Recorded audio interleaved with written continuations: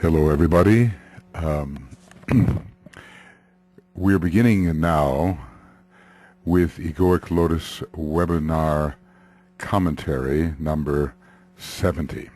We're nearing the end of this marathon process in which I've tried to correlate many factors commonly found in occultism with the historical growth and unfoldment of the Egoic Lotus, our temple not made with hands, eternal in the heavens, that which truly reflects the capacity of every human being and the stage of evolution at which he or she finds himself or herself.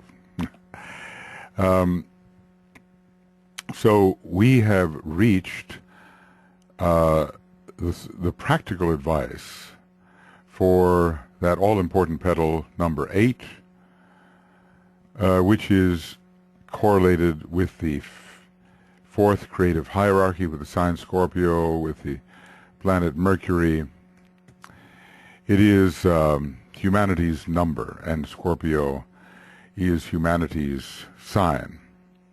Among many other signs, of course, all of them really, but particularly the group of monads found upon the Buddhic plane, found expressing upon the Buddhic plane, though naturally as monads found upon the monadic plane.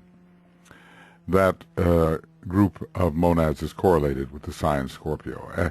This is a petal which, in my view, takes a long time to unfold between the first and the second initiation, and when it has reached a certain stage of unfoldment, the rod of initiation is applied again by the bodhisattva, and the unfoldment is stimulated and continues, I believe, until all 9 petals are completely unfolded at the third initiation.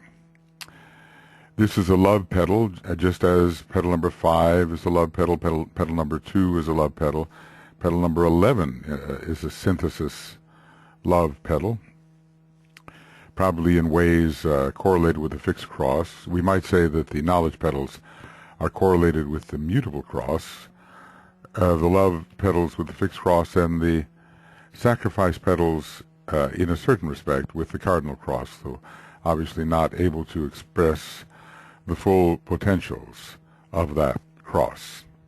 So let's look here, page 541, 542, at what is said about this petal, because we're using these as our central references, the references from Cosmic Fire. The petal of love on the mental plane is unfolded through the conscious, steady application of all the powers of the soul. Not just the knowledge aspect.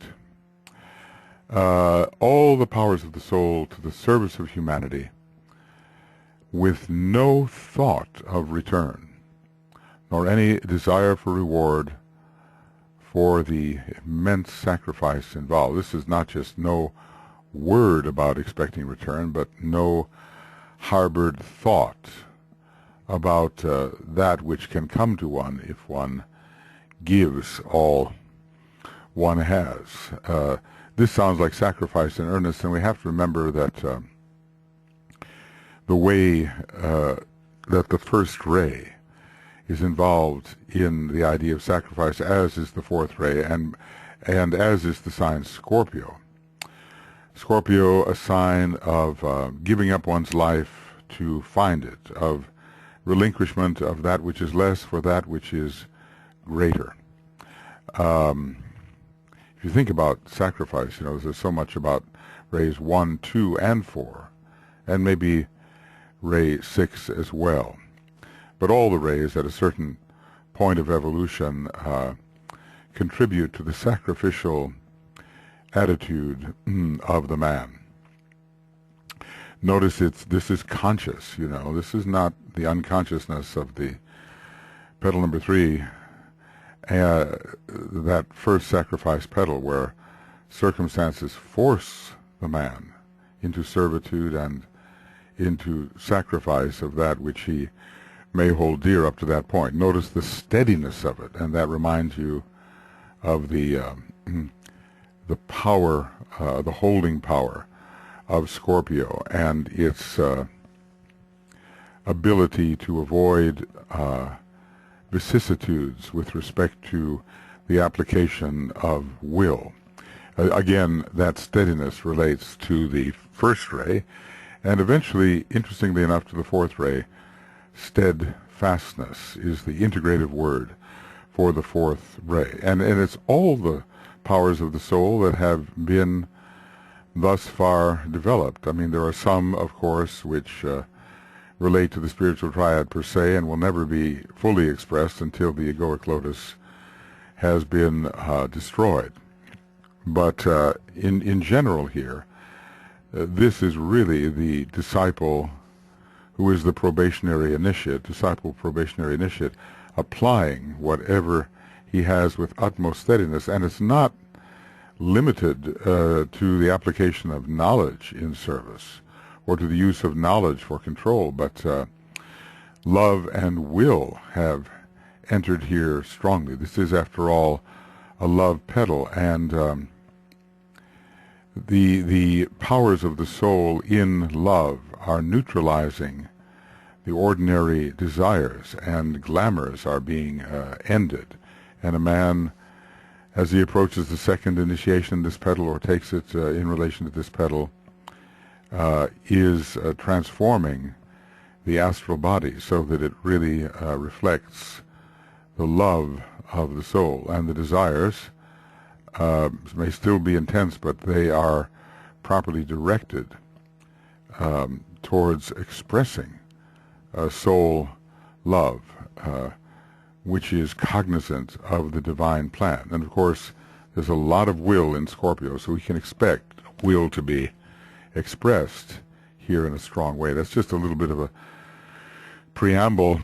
I suppose, one fine day I should put in all these colons, or should have done that to begin with. I just don't like to be bothered with them when I'm thinking about meaning.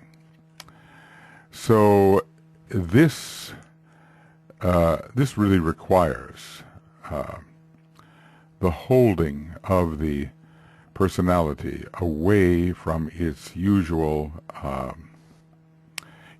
preferences. See, hold the preferences of the personality at bay as you use your strong will to express the sacrificial love of the soul.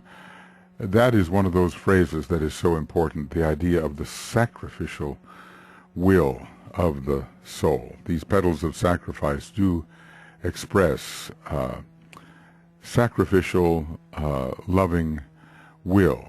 So, use willpower to deny the customary self of its fulfillments if those fulfillments contradict the will of the soul. With both of these petals, 8 and 9, the will of the soul is coming in strongly. We know that the will of God is love, especially on our planet with its second ray soul, and in our second ray solar system, which has a second ray personality and a second ray soul. So somehow in this solar system, it is the will of God to express love, and whatever we have of will must be the guarantor of the expression of love. So use will as the guarantor of the expression of love. And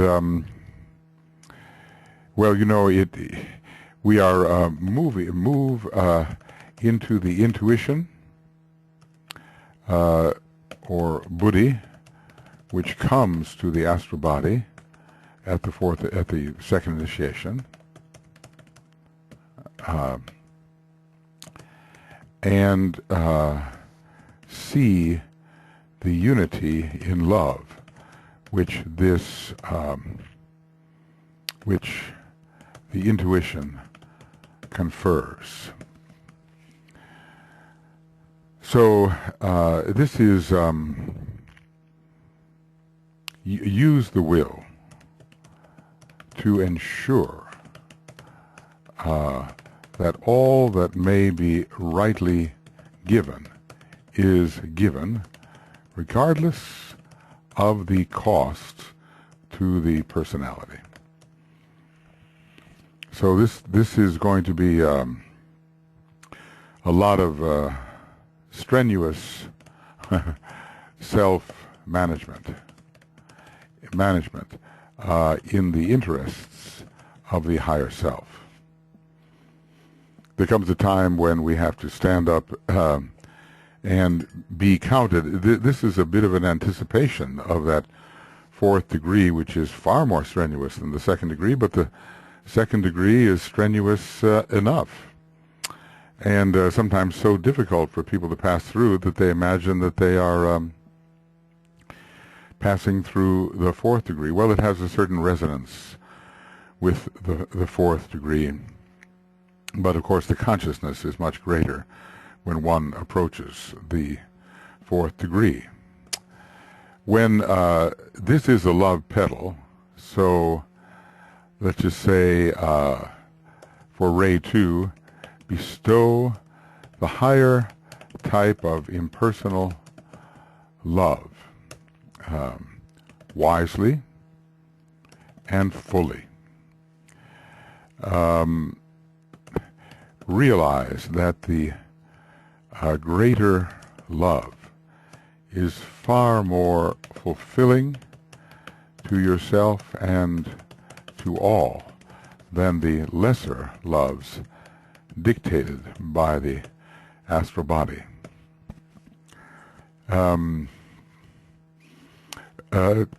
Be totally generous in your outpouring of the love energy, even though it may seem that the desire nature of the personality hurts, H-U-R, hurts through this process. Sublimation will occur, and the astral vehicle will stop hurting. But let's call it this, the courage of love is needed to get to this stage. So this is a petal in which there is a great outpouring of the type of transpersonal love. It's not the love of desire, it's the love of contribution. So engage in the love of contribution, and not the love prompted by desire. And it takes a long time to build up this kind of love.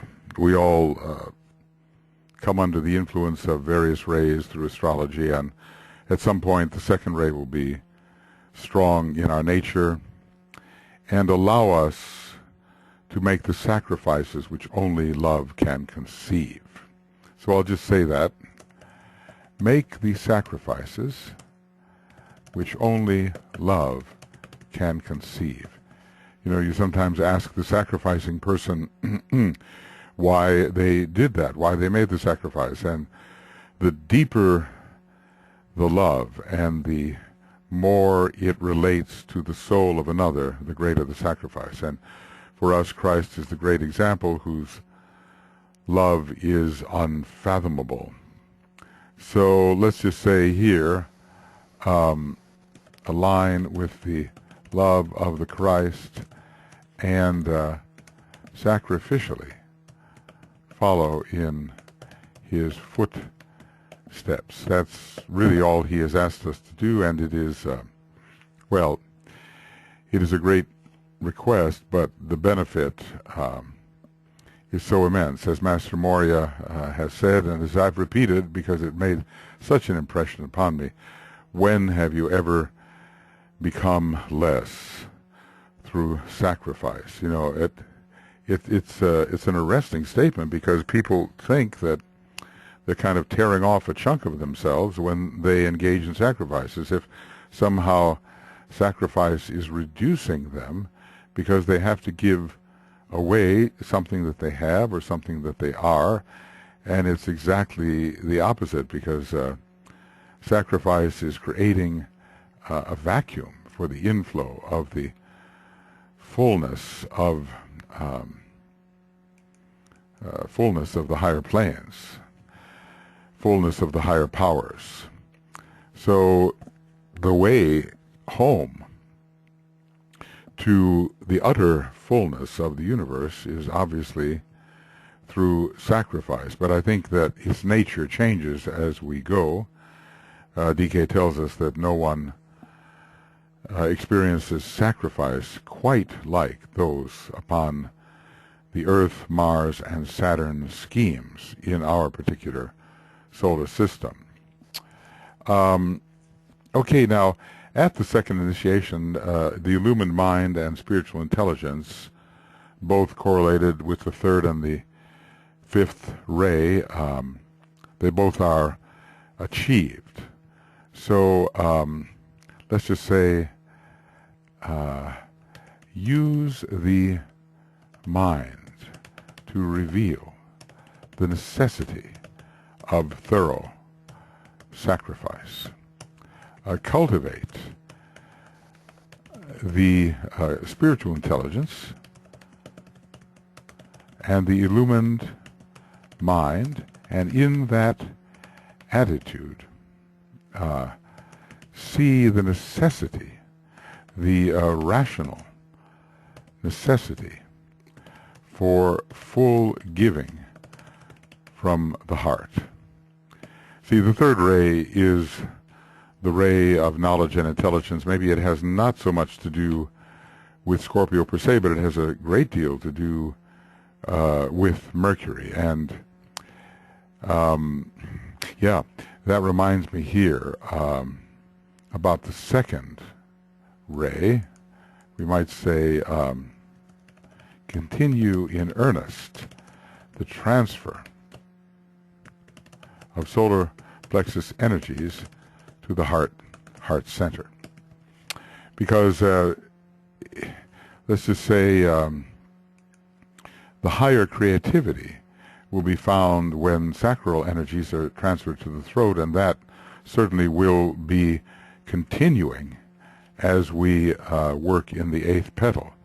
So continue the already begun transfer of sacral center energies to the throat center, and cultivate thereby the more divine creativity which comes to those who express the divine plan.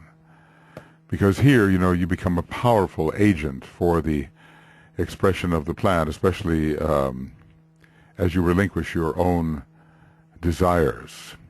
So let the mind reveal the necessity of relinquishing personal desires in favor of those desires which promote the divine plan. So it's a combination of will, love, and intelligence. And in general, let us say, act with perspective as you disengage from the lesser desires of the personally focused astral body. So we have here the conscious, steady application of all powers of the soul. all powers of the soul. So apply with intelligence all powers of the soul. Apply with intelligence all powers of the soul, and speak the words which release yourself and others from the thraldom of lower desire. And in general here, well, where should it be said? It should be said all the way through. Maybe I'll go to Ray 1 and say it.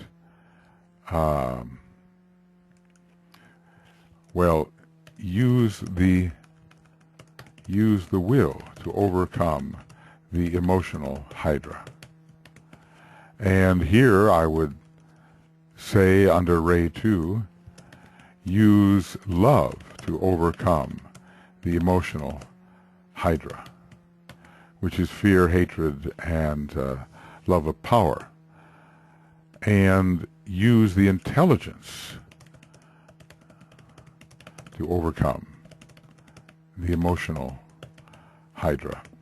There's so much work to be done in this eighth petal, and it does take such a very long time. How many lives exactly, well, are there between the first and second initiation, the first initiation being conferred in the seventh petal? It's really impossible to say, but if the proportion holds, then 10 times as many lives, let us say, would be required as between the second and third, third and fourth, fourth and fifth, all of which can be taken in one life. So this is where man really does his work, and where he proves himself. And in general, prove upon the physical plane. That's the rule by the third ray. Prove upon the physical plane that you have passed the tests of the emotional hydra. We're told actually that it's not so difficult. Well, it is difficult, but not as difficult for the third and fifth ray types to take this second initiation. For the other types, it may be in some ways the most difficult initiation to take, and probably many people are engaged in this long process between the first and the second degree. If you have to have a default position and you're studying Master DK with earnestness, with the intent of disciplining yourself, beautifying your life, learning more about the deeper things, chances are, you are there between the first and second initiation in a very long period. Well, Ray 4, and it is a ray very much connected with this petal and with Scorpio. Through Scorpio, more Ray 4 comes than any other ray through Scorpio. And in terms of the expression of the fourth ray, Scorpio brings the most, more so than Taurus, more so than Sagittarius. So let us say struggle. Struggle until love and intuition can be brought in to resolve the struggle. And what is the struggle, between? It's engage in the struggle between the pairs of opposites. Because here the struggle becomes intense. This is really the crisis of the battlefield. So engage fully in the crisis of the battlefield. And, fittingly enough, page 472 of Esoteric Astrology is ruled by Scorpio. We have battles all the way because we're a member of the battling kingdom. We are on this planet members of that kingdom whose number is 4. And there's always going to be a tearing and rending process with the 4. But also, let's say, learn through love to harmonize the astral body and make it the receiver of the intuition. This is the desirable goal for the second initiation. And we might say, learn to perceive intuitively. This builds as we move towards the second initiation.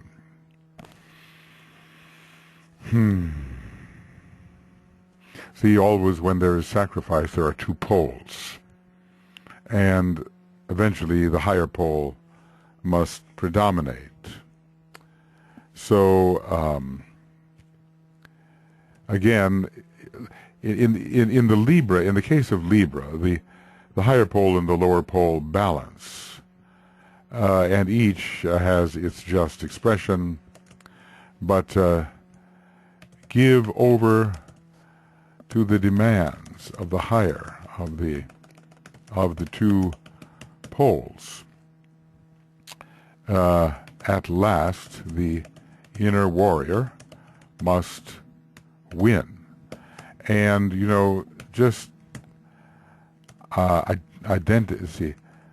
identify with the inner warrior, and having done all, simply stand. That's what St. Paul has said, and that's how DK advises us to deal with the evocation of the inner warrior, which does emerge when at last we do take our stand and see the beauty of struggle and of the human condition which demands struggle, and just in general live according to the law of sacrifice, which is ruled by Ray 4. And I guess you can say, well, how can we help it? But let's just say become ever more conscious and skillful in expressing sacrifice. Become ever more conscious and skillful in expressing sacrifice. There's a great deal of skill in action connected with Mercury and the 4th ray. And so, how does he say, begin to cultivate the art of living? And this involves putting struggle in its proper place, which does not mean you avoid it, but you become skillful here. I mean, what happens in Scorpio in this major test of the emotional heads in the swamps of Lerna is that the individual becomes adept at handling the temptations and the challenges, and knows how to have recourse to the higher pole, from which it becomes possible to see through glamour and, especially glamour at this point, and later illusion. Illusion, the dispelling of illusion, is very much related to the 4th ray, because there is, the intuition is necessitated for the dispelling of illusion. And the intuition is directly correlated with Buddhi and the 4th subplane of the Buddhic plane, and with the 4th ray in general. So this is the right time.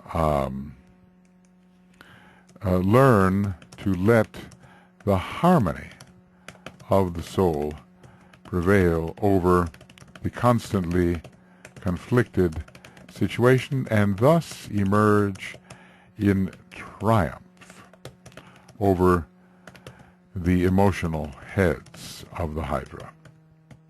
Now there will be continuing battles. Mars is involved also before the before the second degree, and Mars is in a sense being overcome here at the, did I say second degree? I meant third degree. Mars shows itself before the third degree, and it is involved here before the second and is being overcome by a trio of planets which are very un-Martian, that is Venus, Neptune, and Jupiter.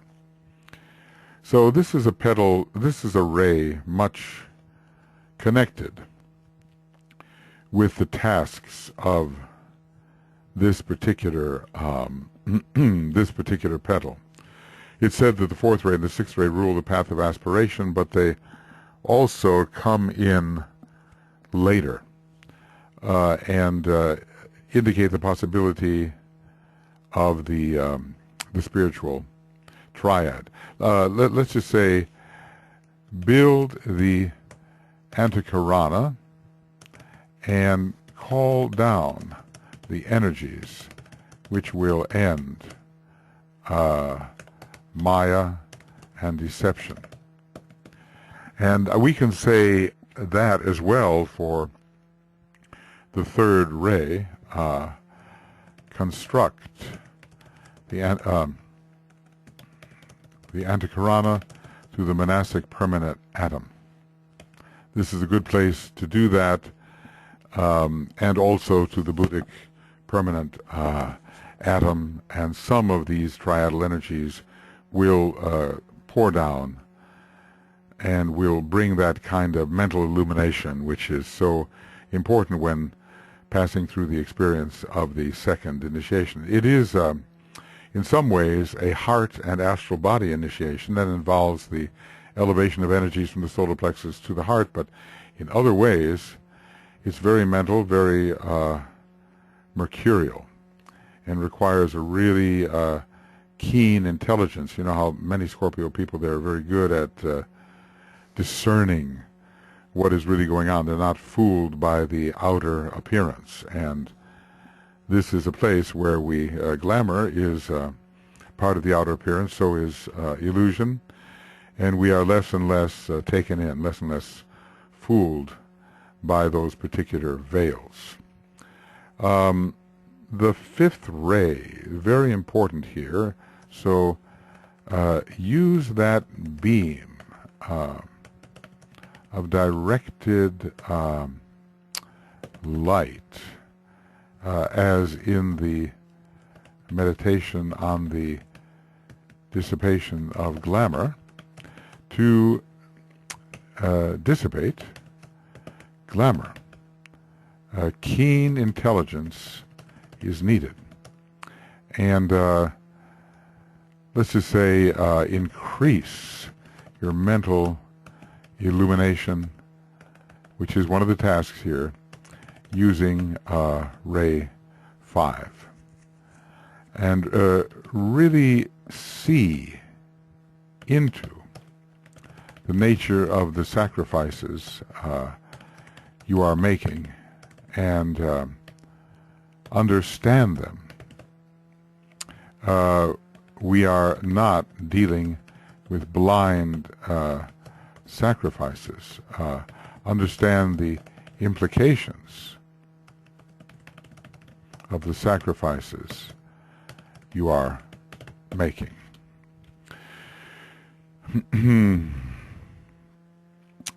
The conscious, steady application of the powers of the soul. So really, the steadiness and the fifth ray go together. Focus with steady intelligence the powers of the soul.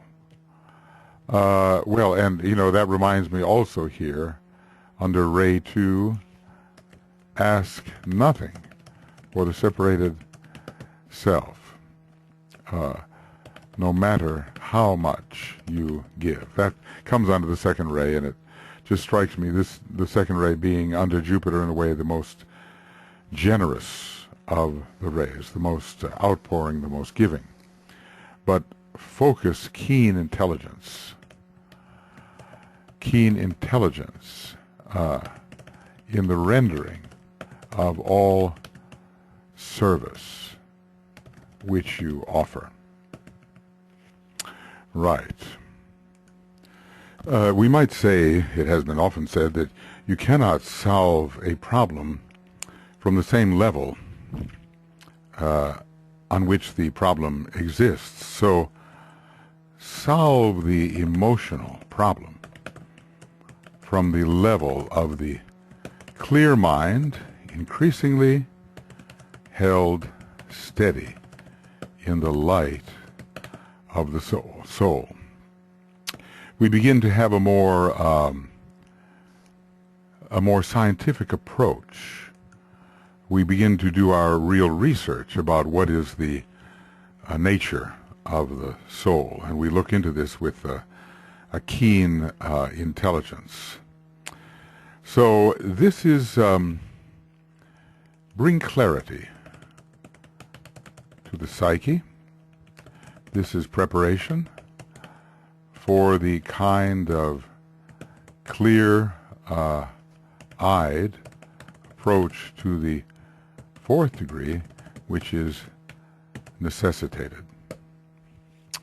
So this, I think, can be a very important ray at this point.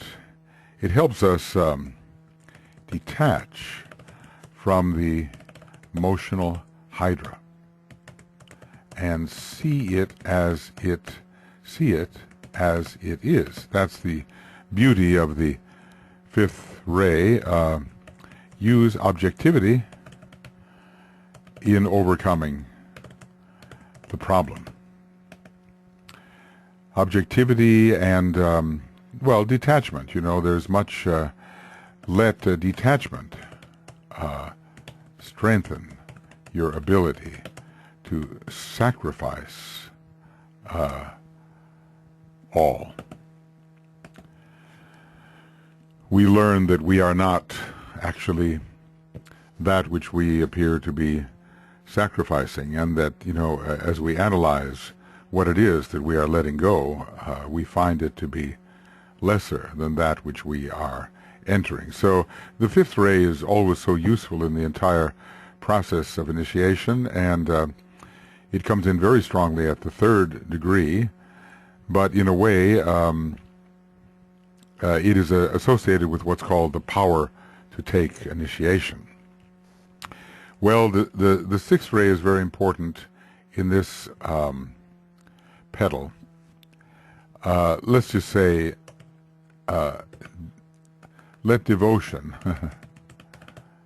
help you emerge from glamour. We know the interesting sequence of dedication, glamour, and devotion, but it's devotion to the soul. And let's just say, throw yourself into the stream. This is the point of entering the stream. Hold the soul and its objectives so high that you do not hesitate to relinquish lesser things, negate the usual lower self in the idealization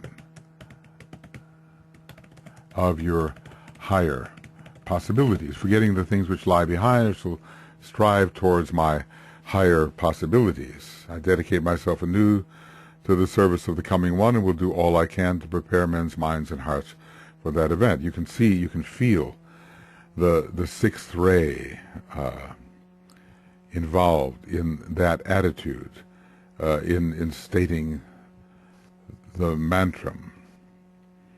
I tread the way with stern resolve, with earnest aspiration. I look above, I help below, I dream not nor I rest. I toil, I serve, I reap, I pray. I mount the cross, I tread the way, I tread upon the work I do. I mount upon my slain self. I kill desire and I strive, forgetting all reward. I forego rest, I forfeit peace, and in the rest and in the stress of pain, I lose myself and find myself, thus entering into peace. And I do this, for the sake of actuating the higher self. So, while avoiding the tendency again towards fanaticism, we let the higher idealism control. Let the higher idealism control. Remember that on the first subplane of the astral plane, on the first subplane of the astral plane, we have what's called emotional idealism. This is a reflection of the third subplane of the Buddhic plane, where we have the truer type of idealism. But we do have to elevate the emotions and continue in earnest the transference of the solar plexus energy to the heart. The sixth ray is definitely involved in this transference, and the second ray.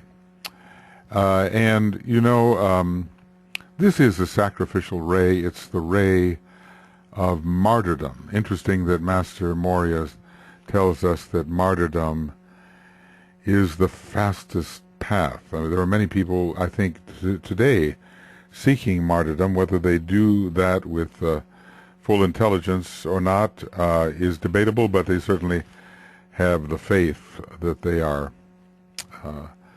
treading the right path when they tread the path of martyrdom. It's kind of mixed in with this Pluto destructive quality, Mars and Pluto together. So let's look at it again. Whoop, went too far. Went too far. It's turning out to be quite a large document after all. The perceptive steadiness of the sixth ray is involved here, and keeping one's eye on the goal. And I just have to say, in this sixth ray way, count all as lost. Count all as loss unless you achieve the high calling of the soul.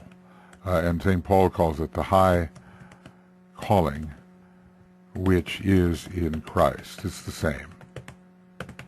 So it certainly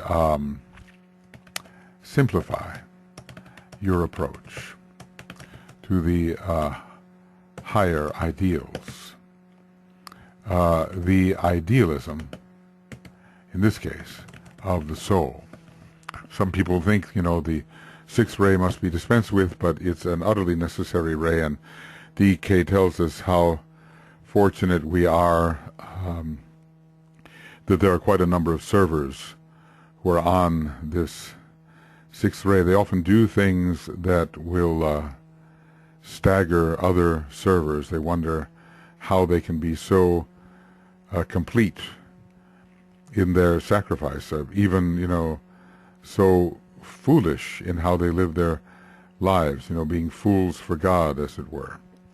Here is where we are really beginning to separate the sheep from the goats. There are those who do enter the stream, and there are those who have not. And it leads later to a really significant judgment, which separates the initiates, who are the goats, from the sheep who are following along. Well, the seventh ray, again, realize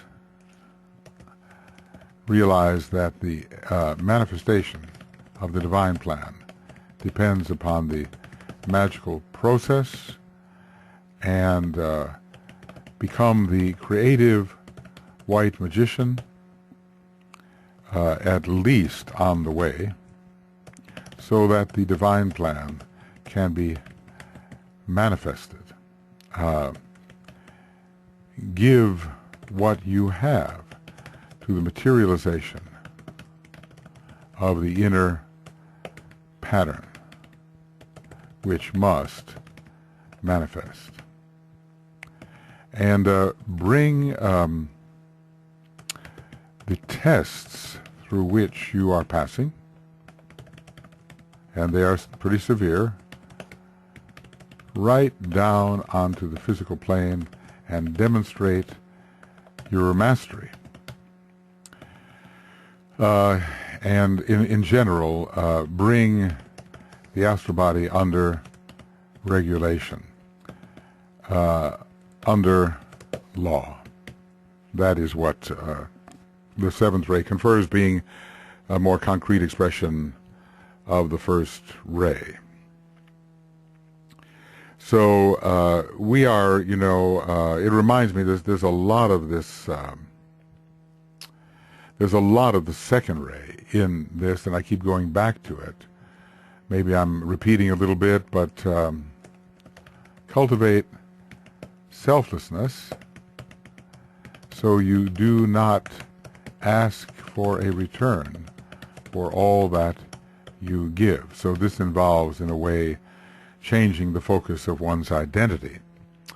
And that is happening to a significant extent at the second degree, when you have the chance to begin to realize what identification actually is, and that involves living more and more as the higher self. So the highest and the lowest meet under the seventh ray, and the highest in this case is the soul, which is demanding expression through the astral body. The soul actually is generically very much connected with the astral body, regardless of the ray, just as the personality is with the physical body and the monad is with the mind. So there's a real astral transformation here, and the seventh ray is the ray of alchemy and of transformation. So proceed alchemically with the transformation of the astral body.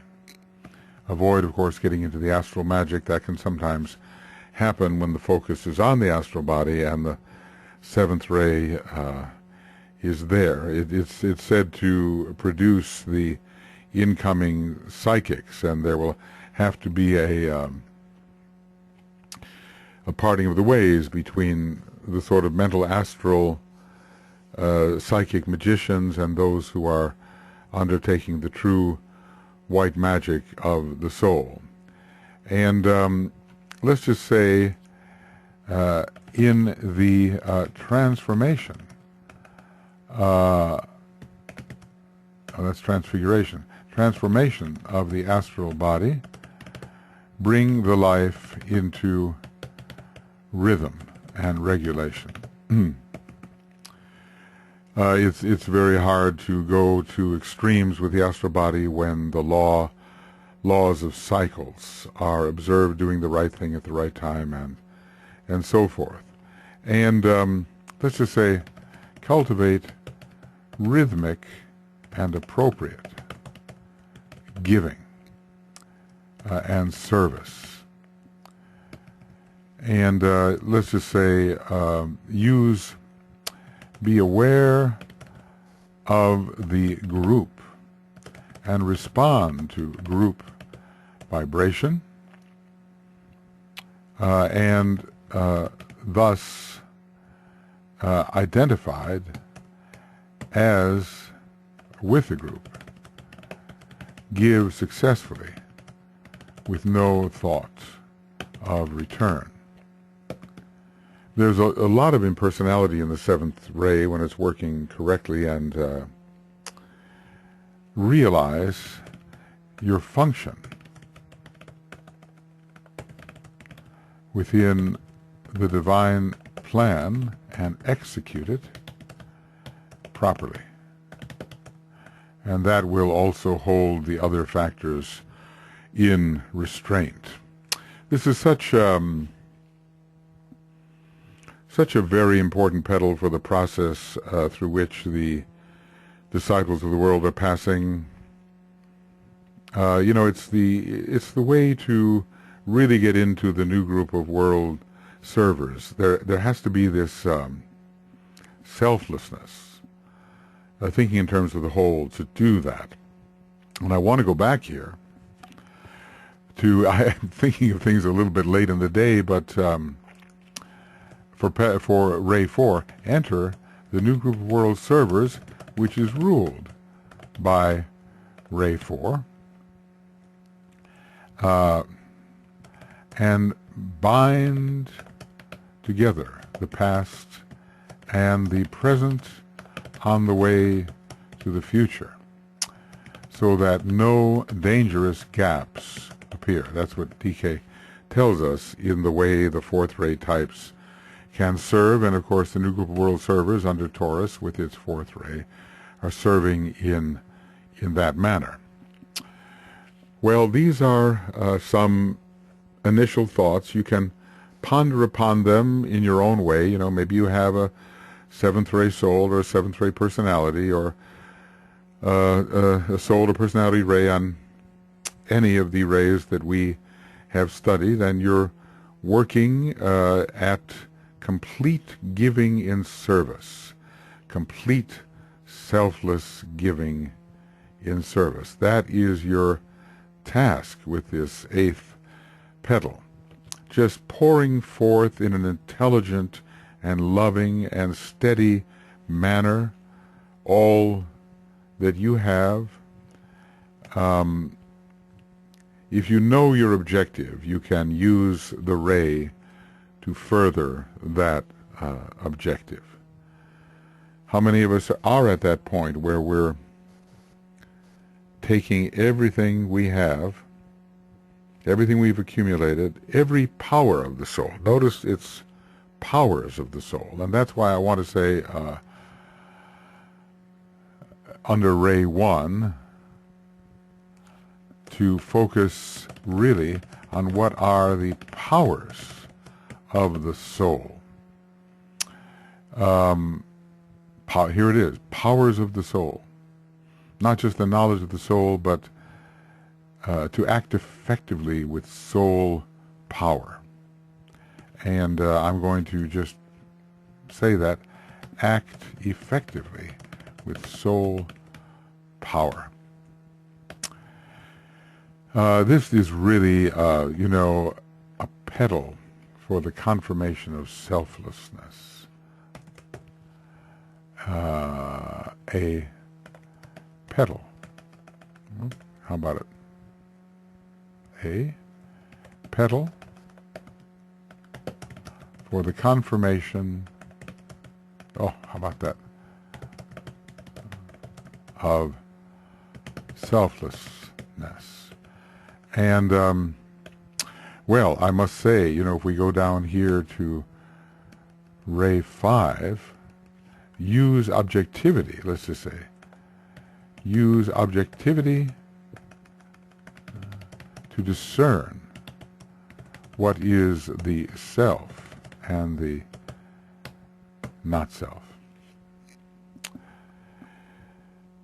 Yes, these are directives. I once created, a lengthy list of directives for every sign of the zodiac. My daughter, who's an esoteric astrologer, she has them. Maybe she will resurrect them, save them from total obscurity, but I think I've given these sort of one-liners in terms of advice. What do you do as you're working with particular signs, and signs, especially in that one, zodiacal signs. So these are directives for people who realize they are working in the types of experience correlated with a particular petal, understanding what the objectives associated with this petal are, and then how to wield the energies which they have at their disposal so that those objectives are accomplished. Well, let's get into the zodiac part of it. And if you'll excuse me, I'll do this ridiculous coloning here. Oh, wrong one. Okay. All right. It's important to have proper separations between different items of information. And it only takes a little while, but it could have been avoided, of course, if I had done it correctly from the first. But this is an ongoing and spontaneous approach. I never know what I'm going to say next. And I'm taking the risk, to think everything through well ahead of time. I'm used to that approach also, but it would take 5 to 10 times longer. And I cannot afford that at this time. Well, come forth and from the plane of mind, rule. We're able to refocus the identity. Let's just say use your head to help to start a new entrance into a new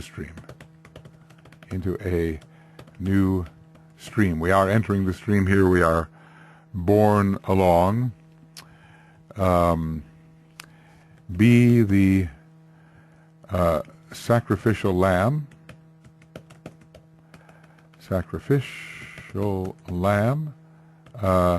and even more so in petal number 9. Let's just say with Aries is such a Ray 1 sign, and it tends to really enter the new field. So enter the new field completely, regardless of whether you feel prepared. Well, that's what I'm doing right now. I'm just forging ahead into this decisive, I'm forging ahead in this, but the person here at the second petal has to enter a period of rapid evolution. So enter fully and without restraint this field of rapid evolution. Because, the second, third, and fourth initiations can be taken in the same life. That's always this astonishing thought that comes in Initiation Human and Solar, right there at page 84, 85. And when you read that, you realize that the time equation is very much in your hands. So always with Aries, hope springs eternal in the human breast, but always have hope of renewal, and realize with Master M that the future is always better than the past. What an attitude that is. And rush forward. Well, rush, is that such a word? Or, we're not supposed to really rush, but speed yourself forward into the future as one who is passing over a burning bridge. This is another one of those marvelous Master Morya images. He has, I think, a lot of the fourth ray, and there's some very, very vivid pictures that he paints. So this is really where the speed on the path begins. So, and let's see, realize that sacrifice promotes speed of evolution. Well, Aries people, they're always in a hurry, get on with it, go into it, do it all at once. That's what happened to Hercules. He rounded up all those horses, the man-eating mares, all at once. He did it. Well, now what? Well, there's the continuity, of course, of making sure they are properly corralled and properly restrained. And he was looking for some new objective and didn't want to engage in that more tedious work. Aries is not so great for tedious work unless other influences assist. But you're taking I'll just put it like this. I use the word plunge oftentimes with Aries because it says, let form again be sought. Plunge into the stream fearlessly and allow yourself to be borne along, giving all the time and not fearing for replenishment. The hope will help there. Aries is associated with the life source, and life is ever renewing. So as you give fully, realize the replenishing, the inevitable replenishment from the life source. It's a little bit drastic, some of the more dramatic figures in history have had this strong Aries influence. Alexander the Great, they were on the first ray, maybe not Genghis Khan, he had other things, but Charlemagne, Bismarck in kind of a negative way. The forward movement here is the key, and with the eighth petal, there are sacrifices to be made, so move fully and without restraint into the necessary sacrifice. Well, I think you get the idea. Aries can be very useful here. It's related to Mercury, which is very strong in Scorpio, and it helps with the mental illumination and the spiritual intelligence, and with the kind of control that is needed under Scorpio. It's a petal of intelligent, willful giving under the influence of love. Well, Taurus, increase the illumination naturally found associated with this petal, and see the necessity of sacrifice in the growing light.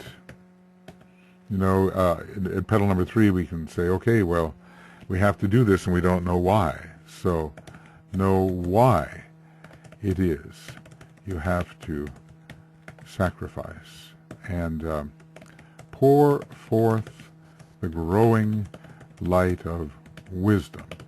Sometimes we say, well, these are petals of love on various levels, but I prefer also to think of them as petals of love, wisdom. So there, it's a very mercurial petal, and Mercury is related to Taurus as well in a special way, just as the Buddha, who is Mercury, is related to Taurus. So it's just, let's just say, pour forth the light of wisdom generously, and ask nothing back for that outpouring. And we think about the Buddha and his teaching. He was the great light of the East. He did this, of course, on a much higher level than we can when we're working in petal number 8. And let's see, use the great light of Taurus to help overcome glamour, because that's one of the big battles in petal number 8.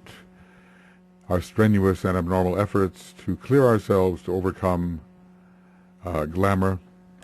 And it is the light. Think about, here's the forehead, here's Venus, here's Taurus, and we're using that beam to overcome the glamours which prevent real love and wisdom from pouring into the astral body.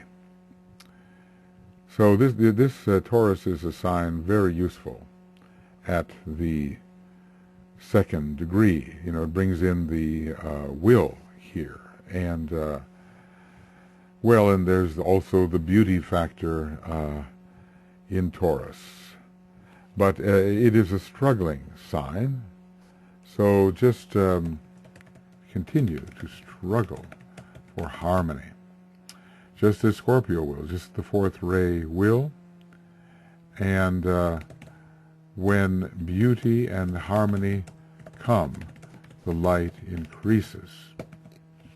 Maybe we're used to thinking of Taurus in different ways, more according to conventional astrology as an earth sign. We see how lacking the conventional astrology really is, as good as it is in other ways.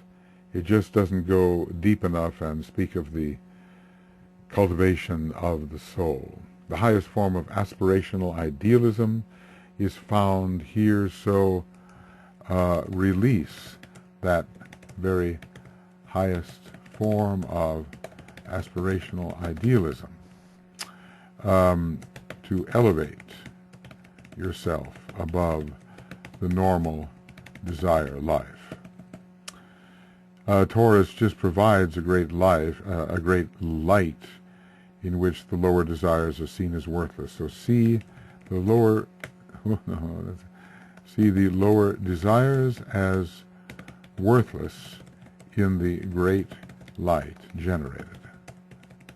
Now, you know exactly what this will mean for every individual. These are more or less generalized directives, and you have to see what they will mean in your particular life and in your particular circumstances. Okay. Well, with Gemini, in general, bring love into the astral body and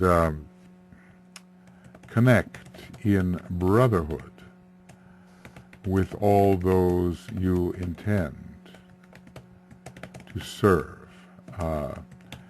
Create the lines of lighted relationship along which your selfless service may descend. Okay, well, how about that? D-S-C-N-D. Maybe that's how you spell it. Okay.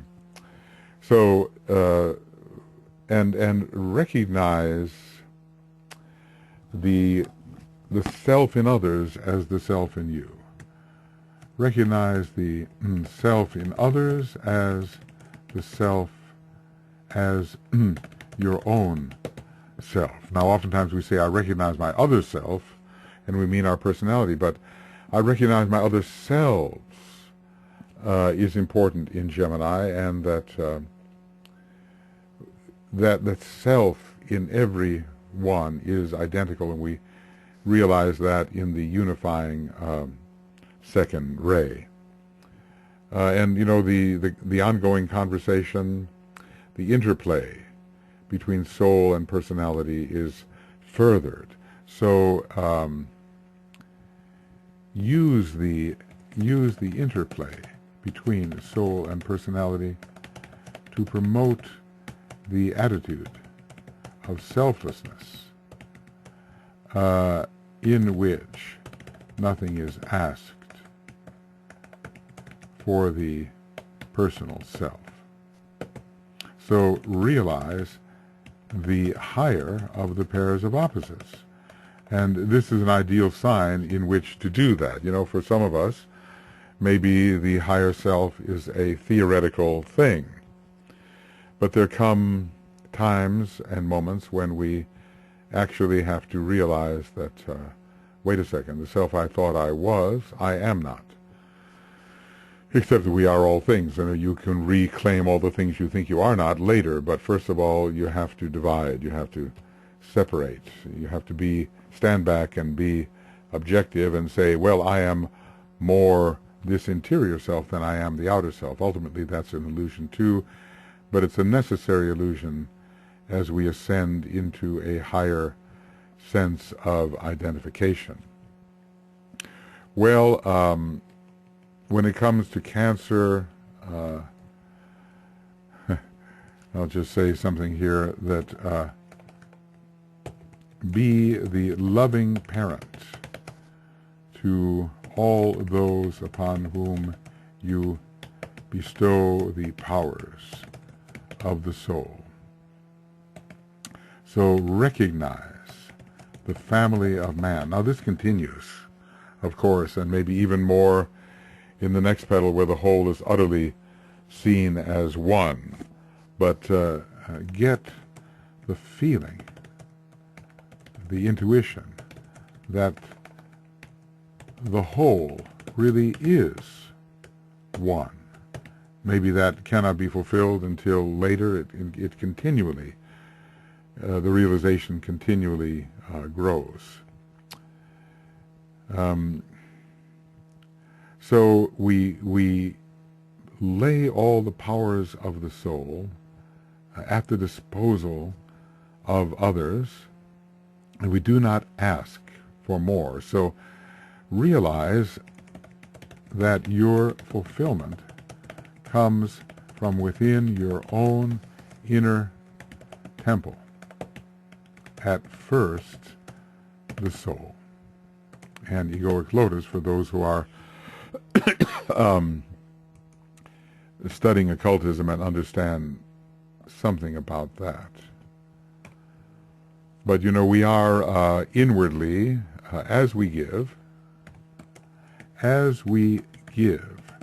let us realize that divine providence is taking care of all needs, just as Christ told his disciples that their Father in heaven understood that they had need of various things and would look after that. You know, if you go out and you preach the word of the Lord, then who's going to take care of me? You know, and he said, well, don't worry about that, because your Father in heaven realizes that. Divine providence takes care of that. So realize that as you look after others, realize that that you are also looked after. There is a higher providential hand which is providing for your needs. As long as you truly serve in the right way, many of your needs are met. It doesn't mean that you won't go through tough times. I'm remembering how Alice Bailey thought during the Second World War that the work might have to be discontinued. They couldn't even get a hold of the paper they needed. But somehow it all worked out because it was necessary work. So this is giving with no thought of receiving. We know how Cancer has the grasping claws of the crab and can sometimes have greed and the spirit of acquisition, but when ruled by Neptune, it's entirely different. So we have to use Jupiter in relation to Cancer, the exalted planet. We have to use Neptune, and these are both planets of abundant flow of love. The increasing recognition of the family of man is here. Now, when it comes to Leo, know that we are the higher self. The discrimination has been made as one encounters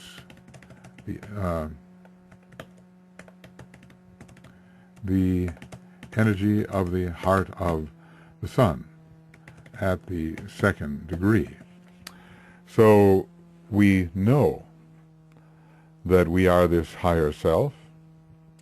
Here we are really developing that, and the subjective sun must shine upon the astral body and in general illumine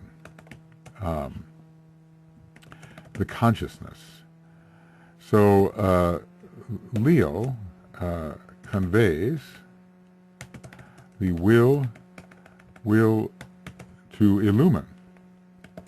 So let us do that. Let us spread the light of the illumined mind, and live in that light and help others to do the same. And with Leo here, develop the confidence that no matter how much you give, you will only grow and receive more so that you can give again. And in general, be generous and unstinting. Well, wise, of course. I want to say be generous and wisely unstinting in your giving. You know, when I say work without restraint and all of that, there has to be wisdom. There has to be nothing held back that can rightly be given. And so, you know, Leo, a sign of great generosity, just as the sun shines on all, on the just and the unjust.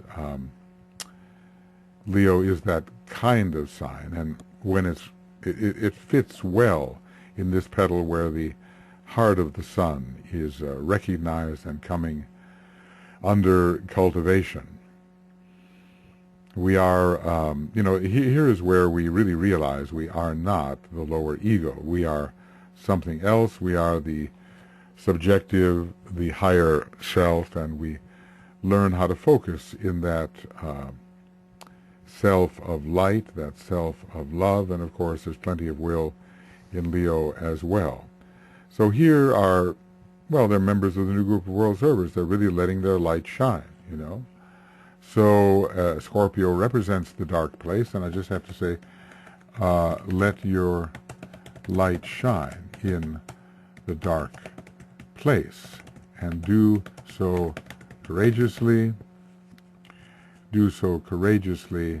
and without worry about recompense. This is the thing about Scorpio, you know, you have to give it away before you realize that it may come back to you just according to the law. But there is that moment when you just have to give it. Use, demand, take.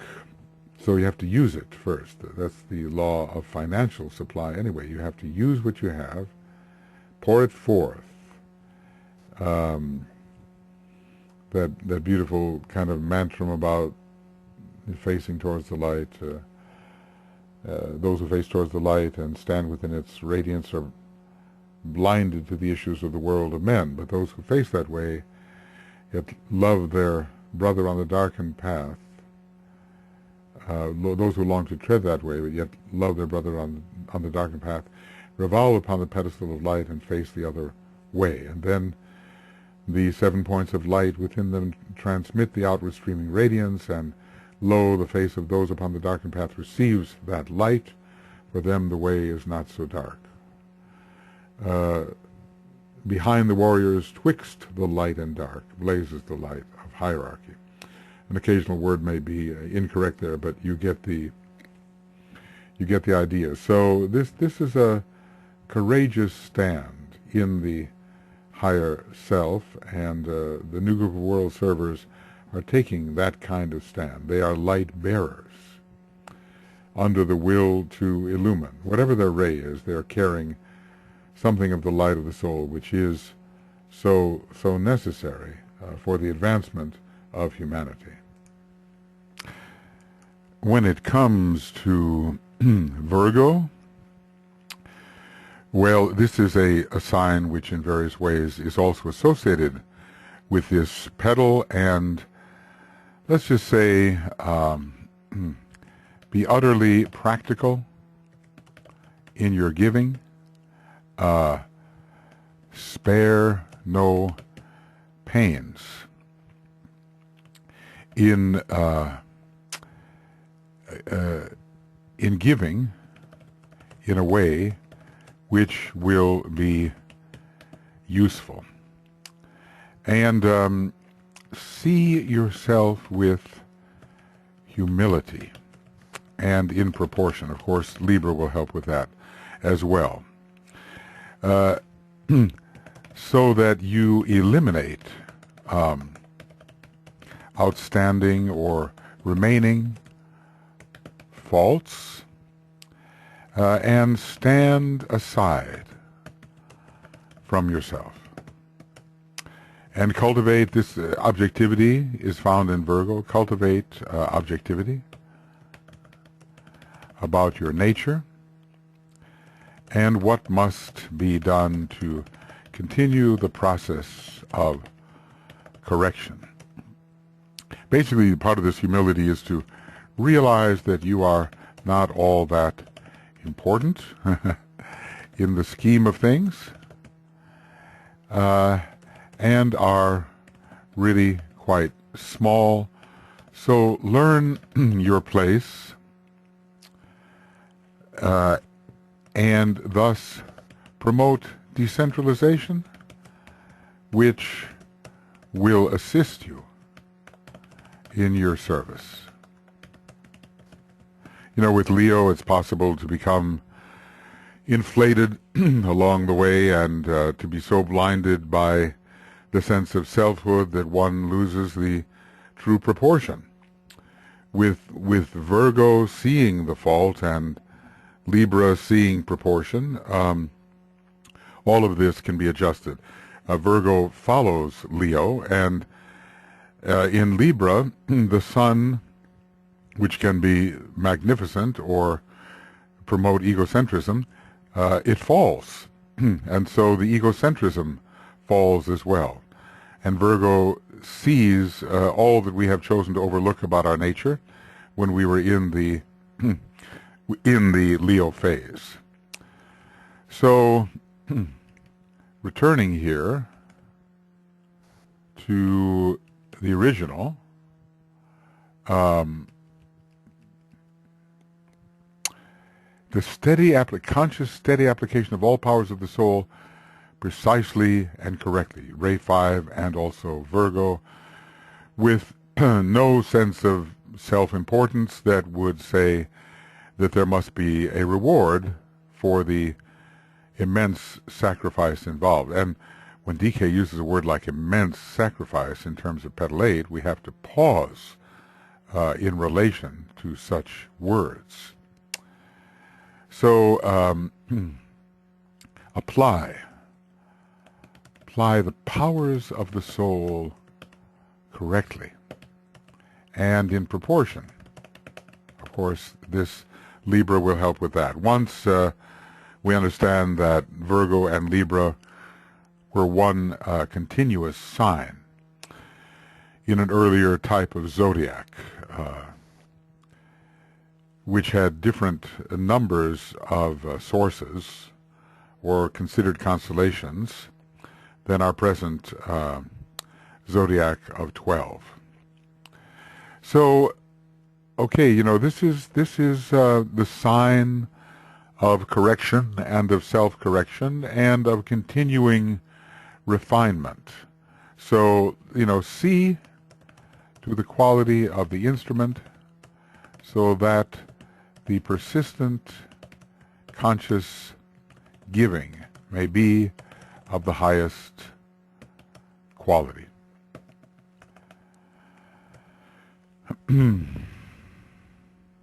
These are both signs of practicality, Scorpio and Virgo, and this has to work out. So make sure that the service works out in the realm in which matter reigns. You know, we hear this mantra connected with Virgo, let matter reign, and it talks about the possible materiality of this sign as it was in the latter part of the previous solar system, under the third ray, let matter reign. So the reign of matter has to be ended by service, and therefore all that which is given at immense cost has to be given in the lower realms and in specific ways. So let's just say, find the specific ways in which to give and to sacrifice, so that your intention does not end with intention only, but works out practically. All right. Now, with Libra, continue the process of soul infusion leading to the consummated divine marriage.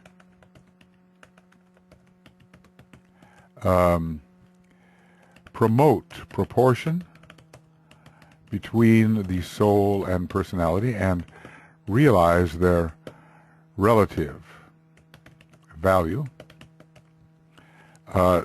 Treat others as if they were your other self, and give in love and with intelligence according to the golden rule. It's such a Libran rule. You know, everyone do unto others as you would have them do unto you. And I'm sure, you know, that we want to be treated with real love and real kindness. It doesn't mean that real love and kindness are always the most pleasant things, but ultimately we want others to treat us with kindness and love, at least towards our soul. At first, perhaps we wish to have that type of energy directed towards our personality, but eventually we realize the uselessness of that. Here is also a sign of considerable intelligence and understanding. And, you know, we get to know ourselves so well here. I want to say in Scorpio. Know the self and the not self. Well, if I put self, I want to put it this way. Not self so well that with psychology you can help others and realize the need, and thus how to give proportionally to the need. And here I will say, under Libra, which is the sign of proportion, give proportionately. You know, if someone is thirsty, it doesn't do any good to throw a bucket of water on their head, you know. So we over giving can prevent right assimilation, and then ends up being no service at all. So Libra has this sense of decorum, this sense of the relationship between things, and in general, further the law of magnetic impulse and the law of polar union, and establish relationships with others based upon true soul fellowship. It's here that, and thus respond to group vibration. This is a love petal after all, and response to group vibration is something from the second level of the higher mental plane, and there is a connection here between this love petal and that second level of the higher mental plane, where we have that city called response to group vibration. So the second degree is all about fellowship.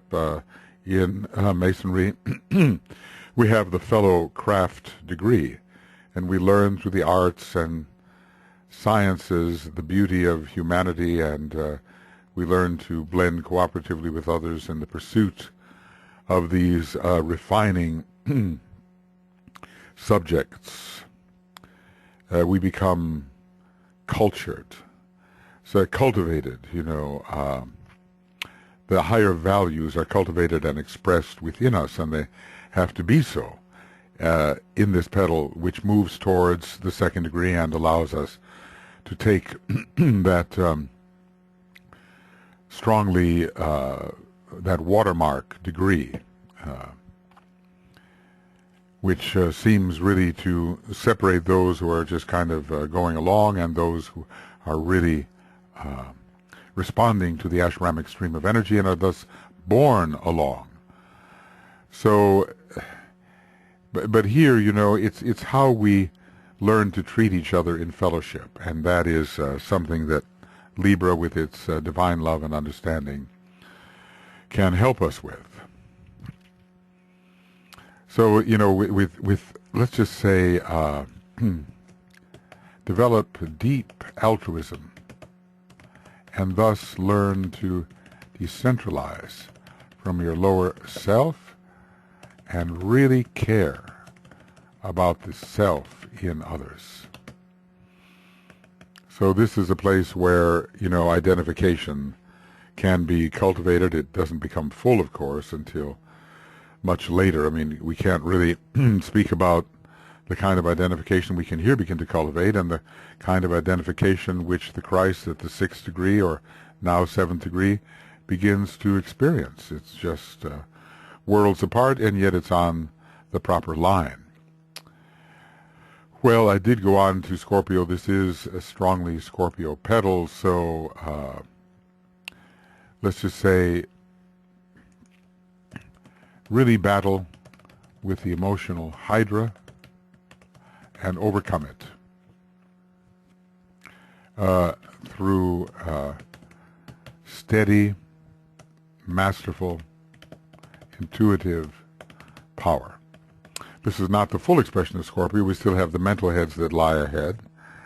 And I suppose to a degree we are working with the mental heads. Do work as well on the mental heads of the Hydra. But at the 2nd degree, certainly the emotional heads are overcome. Fear, hatred, and ambition. So do your interior work with power. Enter meditation more assuredly.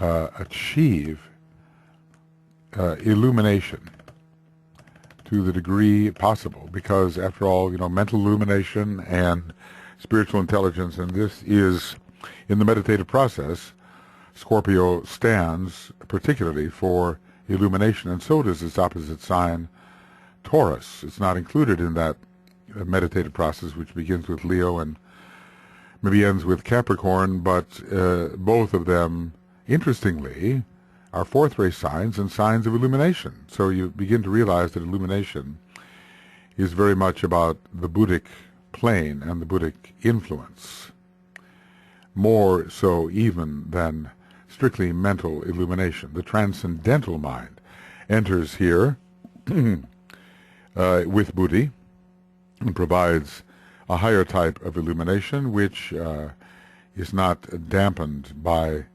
illusion. So in general, strongly and with courage, make the necessary sacrifices. This is a major sacrifice petal, and the human being pretty well distinguishes here, or declares here, his fitness for the true path of initiation by the kinds of sacrifices which he is willing to make. Now, you know, a lot of us know a lot about sacrifice and what has to be done, and the question remains that we can ask ourselves, how many of us have made the sacrifices which we are called upon to make if we would be still more free? So let's just say triumph here over the forces which usually confine humanity. And these are emotional, these are the forces of glamour,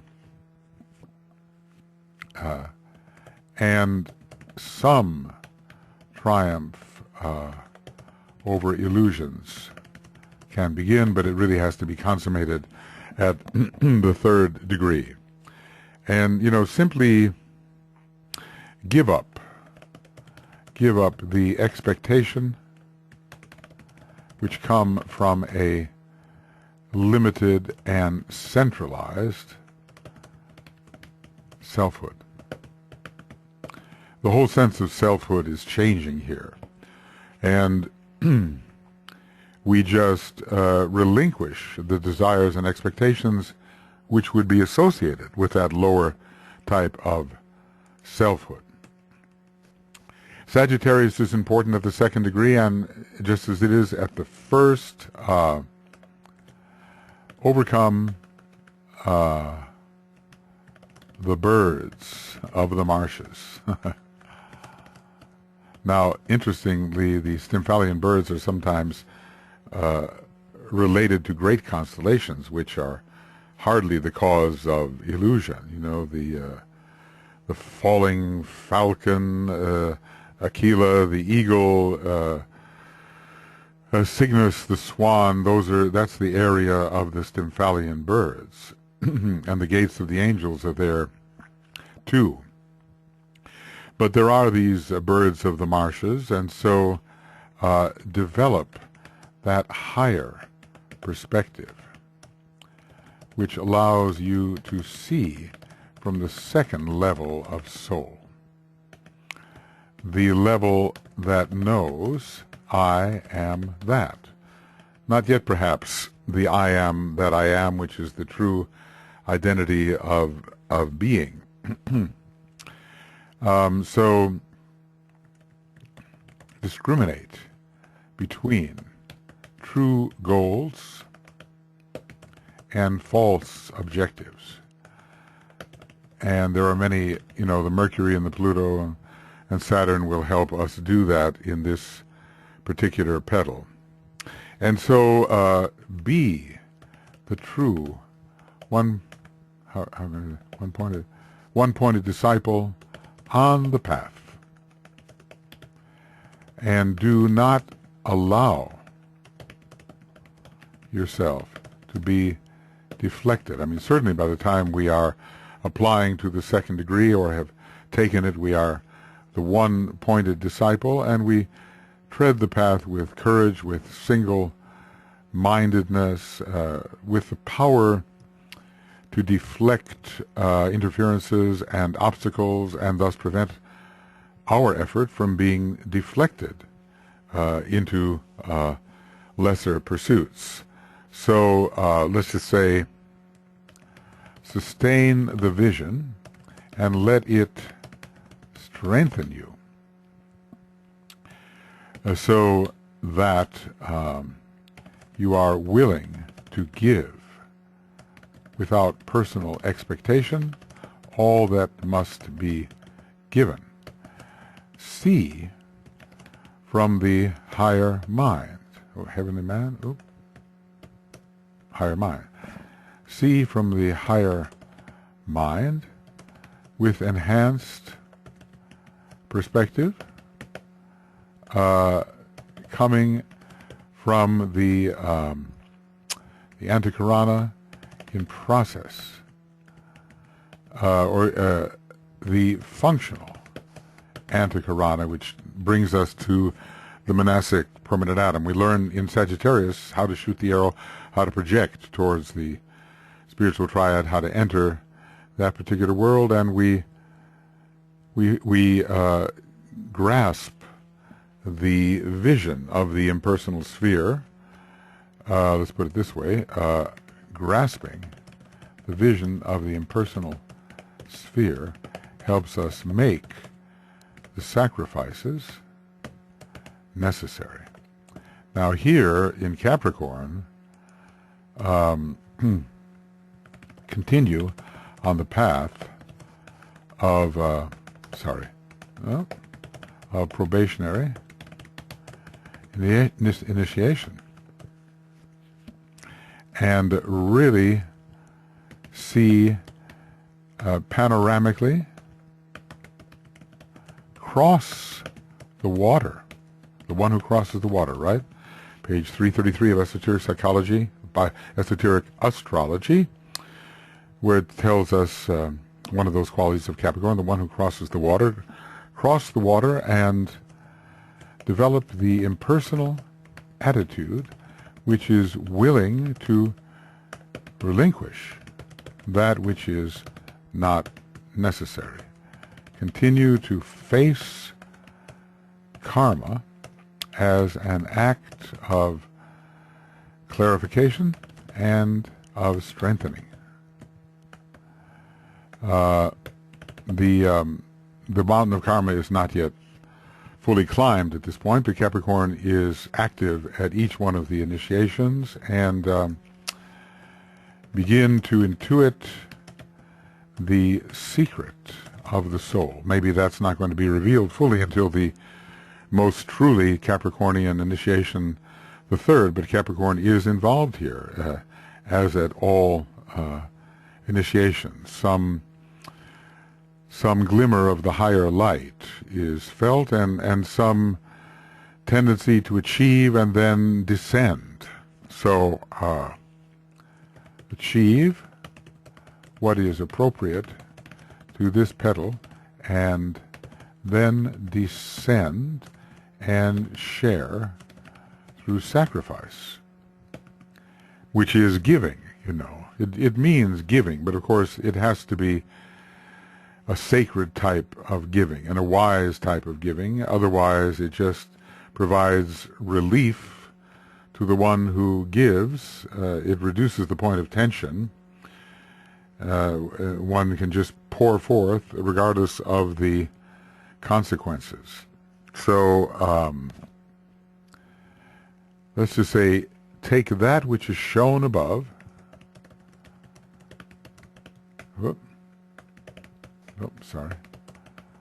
and give below, and discipline yourself so that the giving may be proper and persistent. There's something about follow-through with this sign Capricorn. It's not a sign for halfway measures. You know, some people may begin something and not finish it, but Capricorn completes. And we can say that to a degree about its opposite sign, Cancer. It has that kind of tenacity to complete. So if Capricorn is strong in your chart, it's well placed here, and let's just say achieve the difficult task of freeing yourself from the emotional hydra. After all, crossing the water, that's one of the things that it means. Of course, you can cross the water in the other direction, too. You begin to wonder about the relation of Capricorn to the ferryman. Is it Charon? Not Chiron, but Charon or Charon, who ferries the souls of the departed across the river Styx to their destination on the other side. So this is, let's just say here, be a responsible member of the new group of world servers. Take seriously all tasks, and they are difficult, not difficult, but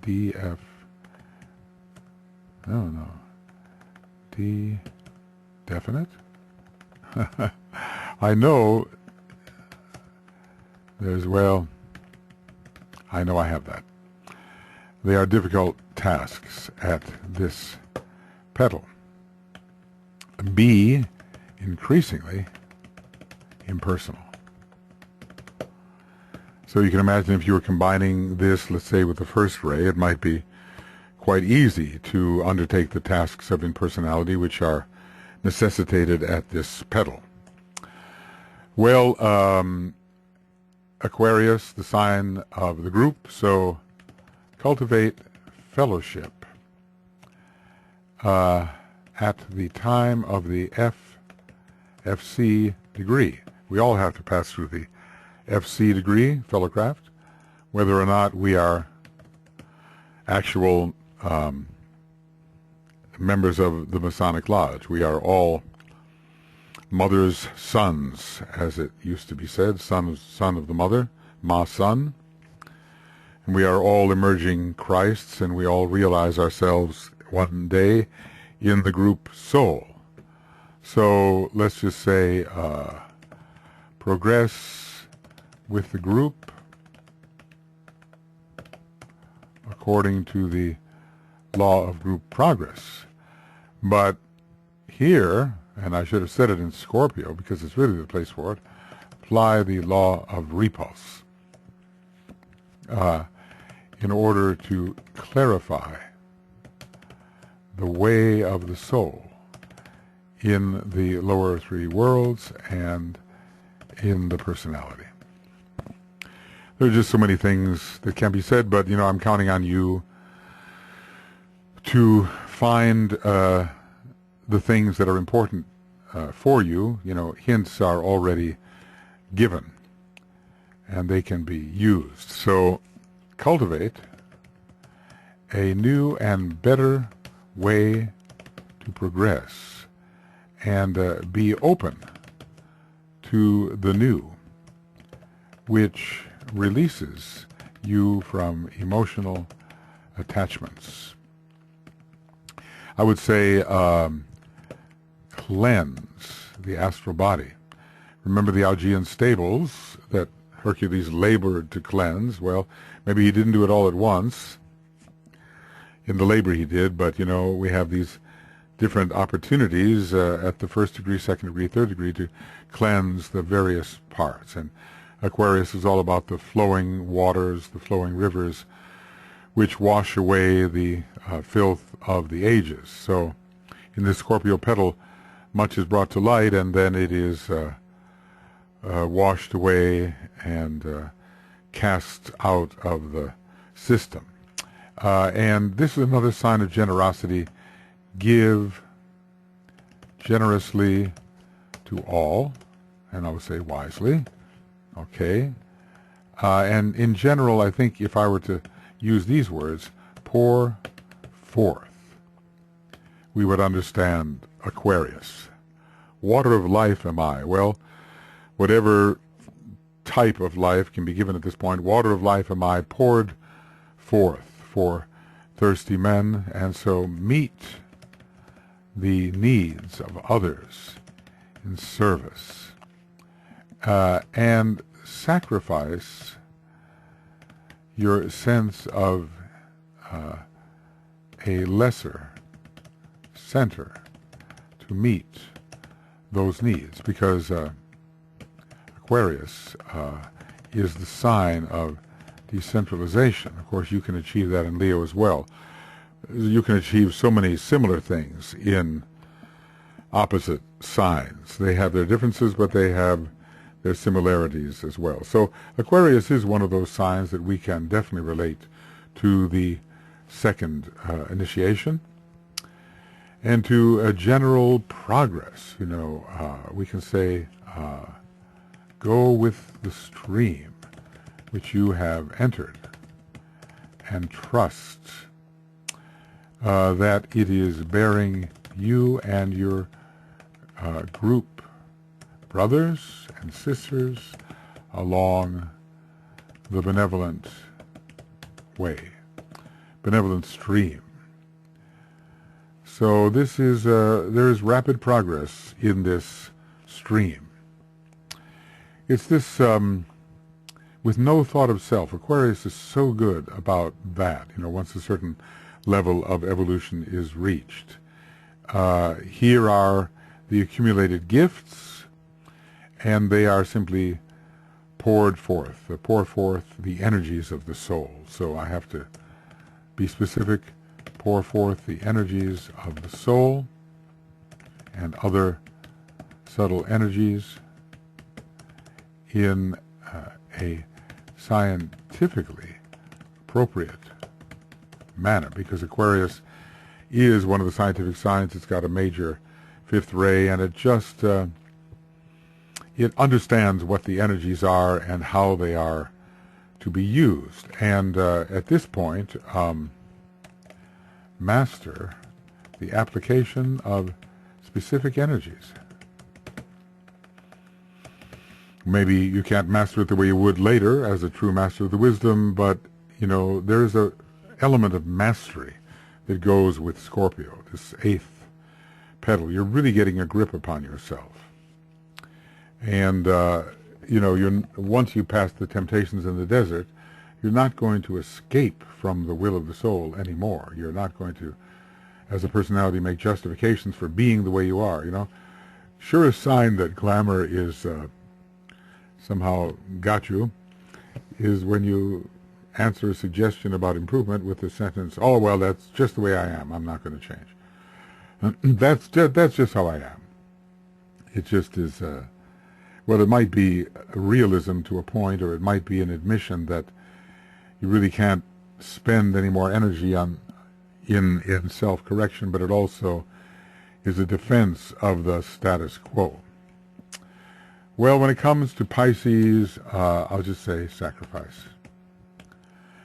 Pisces is the great sacrifice. The Nakamara as Pisces is the great sacrifice. And in the next petal, we become the great sacrifice in our particular sphere.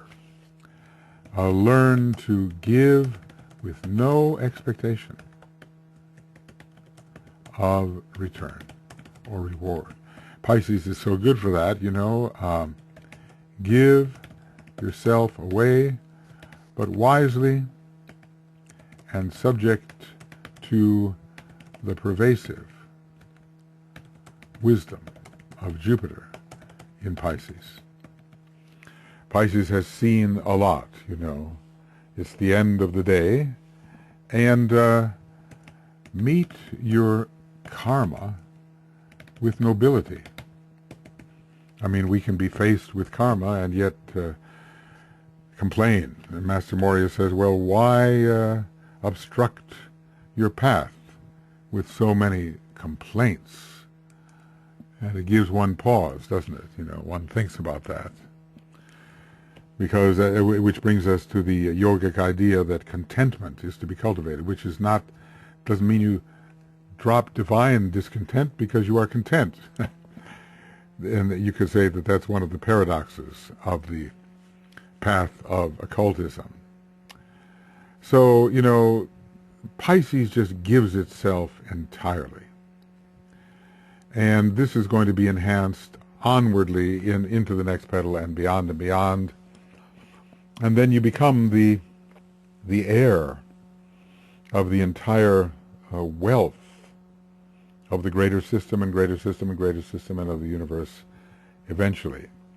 So I always like this one, but realize that to those who give all is given. You've heard that. To those who give all is given. And be so identified with higher life that it becomes impossible to become fixated on the costs to yourself for what you have given. Sometimes when we may mourn what we have given, oh, I gave that and now look where I am. That's not the true spirit of sacrifice. So when we are so sensitive to the higher life and we live within that higher life, that which is given appears as a trifle compared to that which is ever ours, if we simply give away our attachment to what has prevented us from realizing the inheritance of our spirit, that which always belongs to the spirit. And so also give in subtle ways as well as more outwardly. There are many gifts to be given and many sacrifices to be made, so make the subtle and unseen sacrifice as well as the outer and seen sacrifice. And here we have the contrast with the Pharisees and so forth. Pisces is also a great sign of humility, so at last work on dissolving the lower ego, and even more so in Petal 9. That'll be a place where we're really relinquishing our attachment to personality life, and the ancient authority of the personality is overcome. But already Pisces, so related to Scorpio, we can do that. We can do that here, and let's see, under Pisces, cultivate the compassion which promotes incessant giving in the spirit of sacrifice. I think when there is compassion, the natural tendency to give is greatly enhanced. So Pisces is the sign which can feel all things, unless, of course, it cloisters itself off in some sort of very limiting, protective atmosphere, protecting the sensitivities. So just the compassionate soul response to our fellow human beings brings forth the tears of the heart, and when they flow, no amount of giving is too much. Greater love hath no man but that he lay down his life for his friend. And that's not just done in some academic way. Well, it's done out of the fullness of heart. So cultivate the fullness of heart as the sustainment of the sacrificial attitude. Well, okay, friends, that finishes off at least what I can say at the moment. I never know what I'm going to say about these astrological signs. I've said a lot already. Or do I know whether the most salient thing that can be said will be said? Often not, because, you know, as you flow along, this time in the wee hours of the morning, as you flow along, perhaps you will overlook something that might come through with more sustained meditative focus. You know, like think before you speak or think before you write. And I know that what I'm doing here is speaking as I think.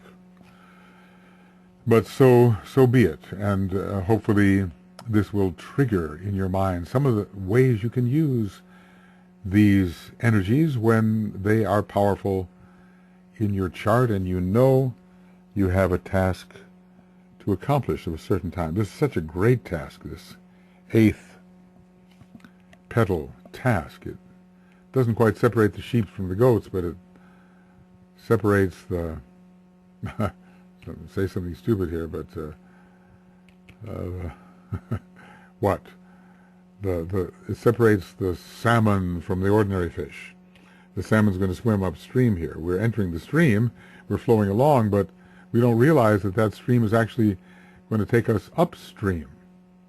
It's interesting that we follow a downward stream, and then we're supposedly swimming against the stream as we go back to our source, and yet there is a stream of ashramic energy which actually is facilitating our approach upstream.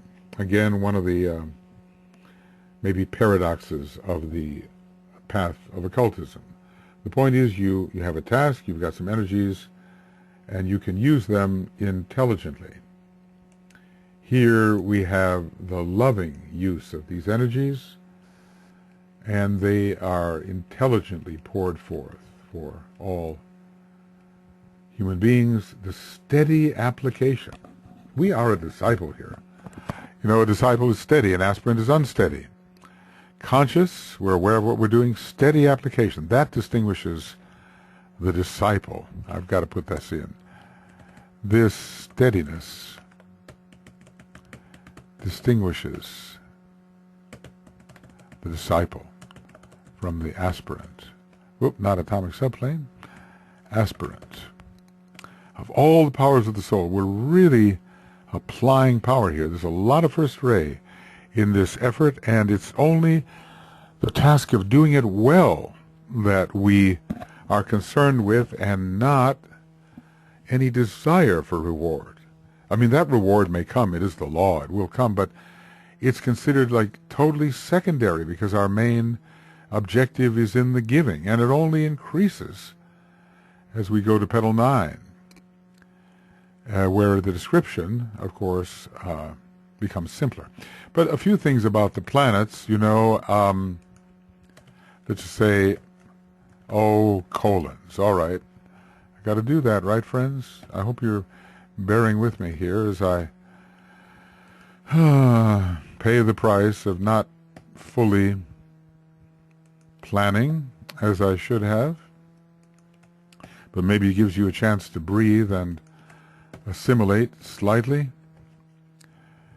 We're almost getting to the end, you know. The next petal will end our process, and then maybe a few closing words regarding this fairly exhaustive study of the Egoic Lotus, exhaustive and exhausting. The Tibetan could just say a few words and get to the point, you know, and make it bring the major points forward. But they do have to be correlated, you know, and these points that he's given are often scattered, and when you put them together, aha, the light breaks forth, and that's some of what I'm trying to do. Put a few things together here. Well, the sun, you know, be the son of the higher self. Live within the heart of the sun as much as possible. So stand closer to the soul than ever before. In the next petal, you can actually centralize your consciousness within the causal body. Here, it's not so much. And let's, that's the moon. Let's say blend the son of soul with the mental unit and monastic permanent atom. So we are building the Antikarana here, and in a way it bypasses the soul as sun, but it leads to an even more radiant sun. The spiritual triad becomes a sun, and eventually the monad functions as a sun.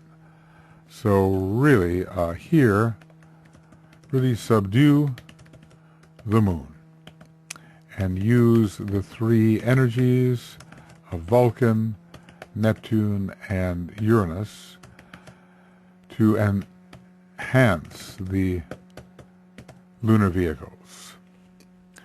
So the moon is falling now. It falls in Scorpio. It is not yet falling the way it will totally fall and be destroyed at the fourth initiation, but it's definitely falling. And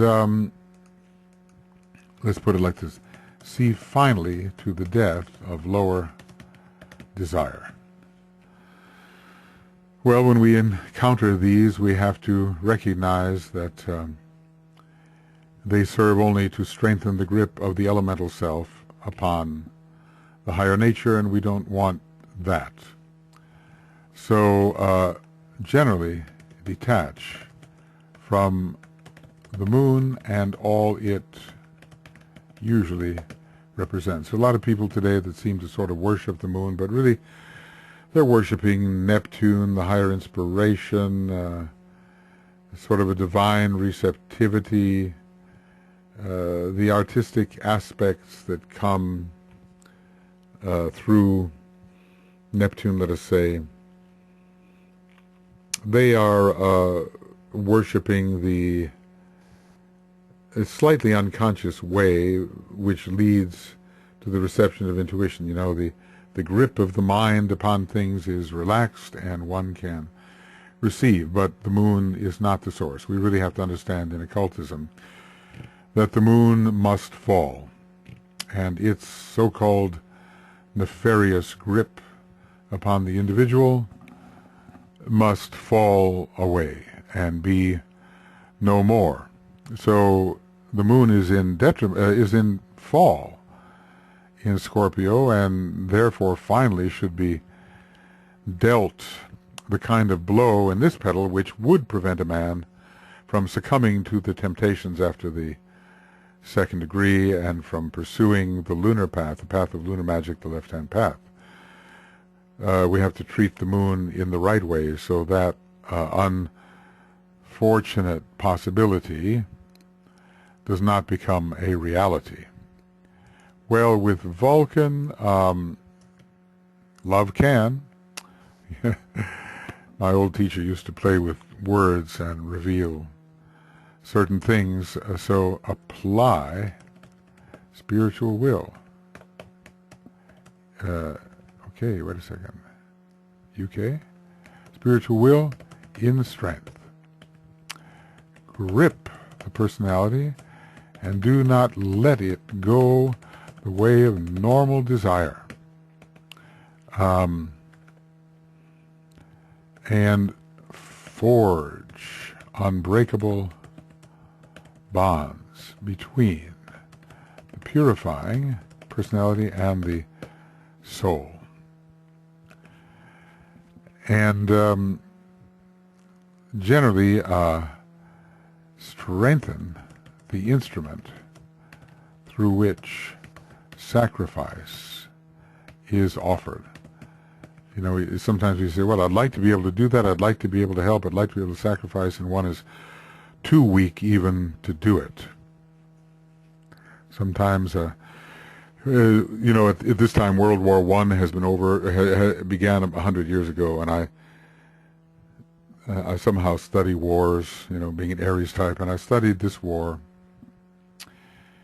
Incredible how Vulcan entered into the destruction that was wreaked upon humanity and all humanity had built.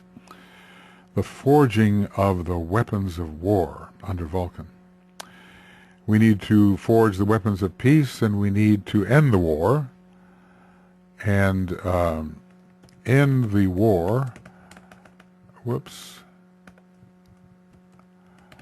the rebellious personality and beat swords into plowshares. So there comes a time, you know, I once made a mistake and I thought the United Nations was conceived under Libra. It wasn't. I just made an astrological mistake. It was conceived under Scorpio. And there is the triumph of the fourth ray in harmony.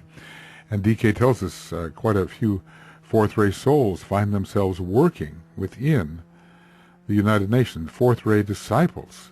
And there are not many of them yet in the world, but the United Nations attracts them. Scorpio, fourth ray, the triumph of the harmony side of the fourth ray. That is one of Scorpio's triumphs. So anyway, really, if we have not gotten a grip upon ourselves, we were supposed to be doing that in petal number 7. This is one of the last chances to really grab the personality by the throat, so to speak, you know, controlling that third aspect, and subject it to such a stream of soulful or soul will energy that it cannot escape. Well, with Mercury, use the mind to establish spiritual intelligence, and mental illumination. Mercury is very strong here, so use Mercury to overcome glamour and begin to overcome illusion through the intuitive side of Mercury. Yes, overcoming illusion is an intuitive factor, and it's about dispelling illusion, and Mercury is extremely involved. We know the story of how the Hydra is defeated, and it's not defeated through Pluto and Mars as much as may have been necessary in the early days just to confront the enemy, but it's defeated in the light of day and in the clear light of pure reason and the intuition. The Mercury comes in here. And so, from another perspective, know the personality very well, psychologically, and thus use it as an instrument for sacrifice and giving. There's so many ways that the personality will throw up an obstacle to the impulses of the soul, but if we really know its tricks, know the tricks of the personality, get around them, go through them, do not allow, in other words, be so intelligent about the personality, be so intelligent about the personality that it cannot block the will to give and to sacrifice. So often we may think we are actually giving and sacrificing, and somehow we're giving into an unrealized personality foible. Happens all the time. We have to be smart about our personality. And I see, good Lord, I hope that I have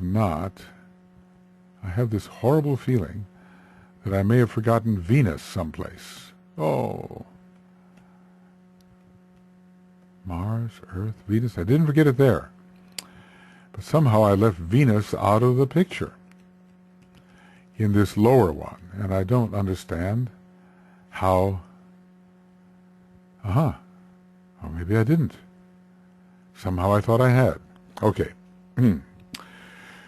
Well, the hour is late or the hour is early. And hopefully I can keep the mind on track here. Let's see. Really, this is the place. Really obey the solar angel. Venus is in detriment in Scorpio, but it's like a descent into the lower depths. So use the love and light of the solar angel to clarify the personal situation and to bring love and light to others in the giving, in the sacrifices. So live the beneficent Venusian life of the soul in relation to others, and work soul to soul without the usual personality attractions. I think if we think of our life, how many attractions have been based upon outer appearance or upon qualities of the personality, perhaps, and not upon established, recognized soul virtues and soul qualities. So in general, let's say this: see the soul of others and thus see the need and give and sacrifice accordingly. Venus is very useful with its laser beam of light connected with the fifth ray, of penetrating the obvious and finding who or what is the soul behind the instrument. And then, coming en rapport with that soul so one knows really what to give. And this is that psychic power called recognizing another's need. But it seems to me there are some obvious needs, but there are deeper spiritual needs. So RCC, recognize the deeper spiritual needs and give accordingly. See, always strengthen Venus as it leads to fulfillment. It leads to the state where the solar angel can participate in the initiations and eventually release us to our own capacities, because it has schooled us and lifted us. So this is the place to really cooperate with the solar angel. Whoop. Or the angel of the presence, as the solar angel may be called, when it is invested in the egoic lotus. That is that part of the solar angel that stands between us and the recognition of our deepest inner nature as the presence, as the monad. So always, from the time this, at the fifth petal, the solar angel became downward-gazing, the downward-gazing soul, and began to manage our evolution. And here we are at the eighth petal, and there is this intimate relation with the supervising deity. Its nature is sacrificial. So look here. So learn from the solar angel what true sacrifice is all about. Its sacrifice is so much greater than any sacrifice we could currently make. So follow the example in sacrifice of the solar angel. Venus in conventional astrology is so little appreciated for what it really is. But it is the way of conquering the Martian impulse, which is the personal elemental impulse, which really leads nowhere spiritually. So Venus is so responsible for spiritualizing our nature. When it comes to Earth, we say, work out your tests upon the field of service. Serve tangible people in tangible ways. Manifest the higher realizations on the face of the earth. This is simply about redeem the lower energies associated with this hospital, Earth.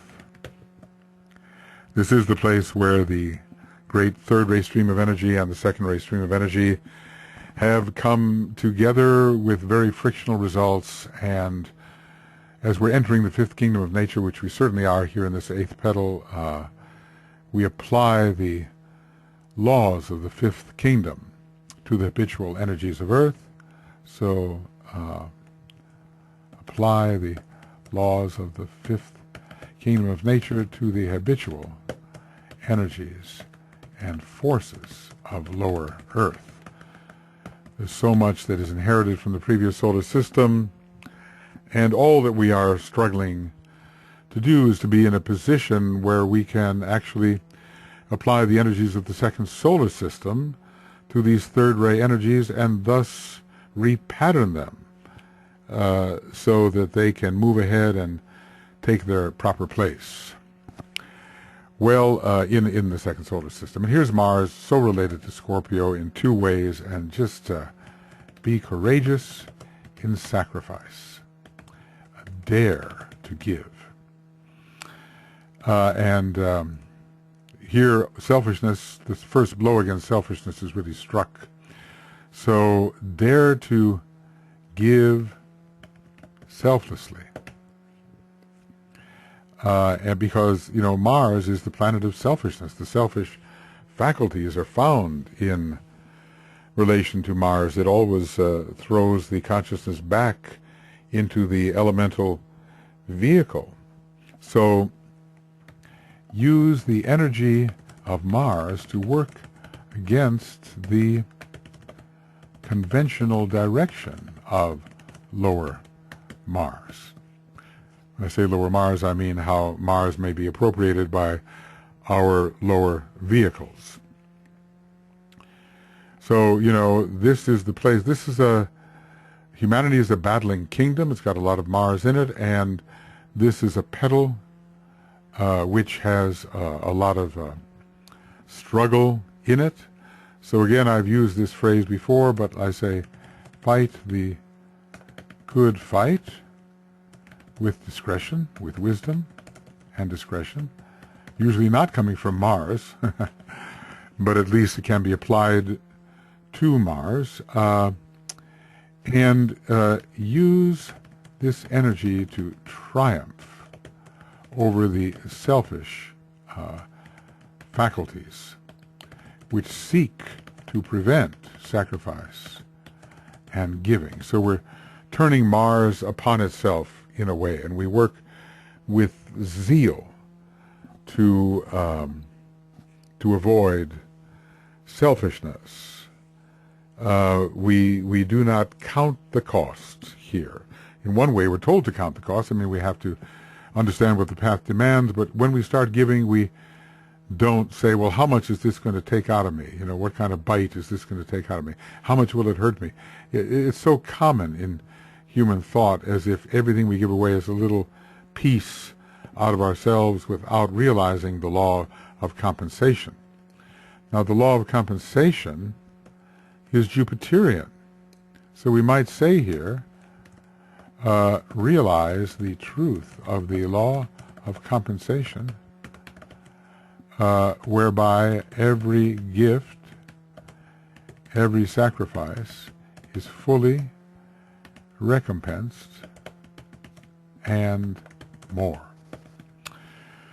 So something is always added to us with every sacrifice, and that's so hard. It's almost counterintuitive. Our normal type of mind doesn't realize that when you take away from yourself for a good cause, you're actually adding to yourself, and only the experience of so doing, there comes that return flush of love and realization and enhancement of sensitivity. Everybody knows, when one is involved thoroughly and fully in a necessary sacrifice. I'm reminded, was it a Tale of Two Cities by, I think it's Charles Dickens.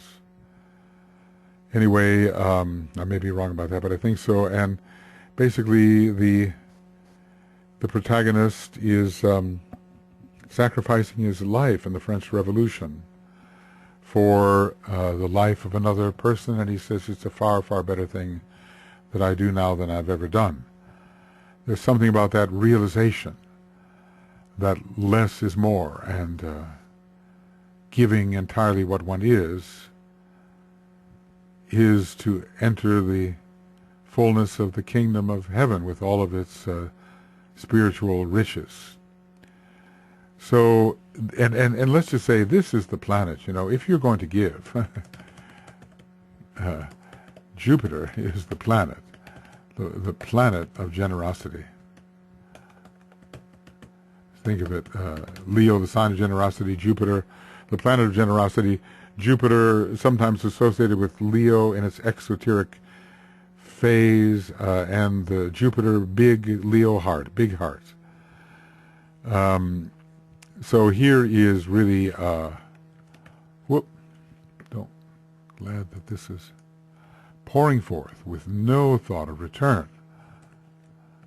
pouring forth with no thought of return, having faith in the law of compensation. And what we're asking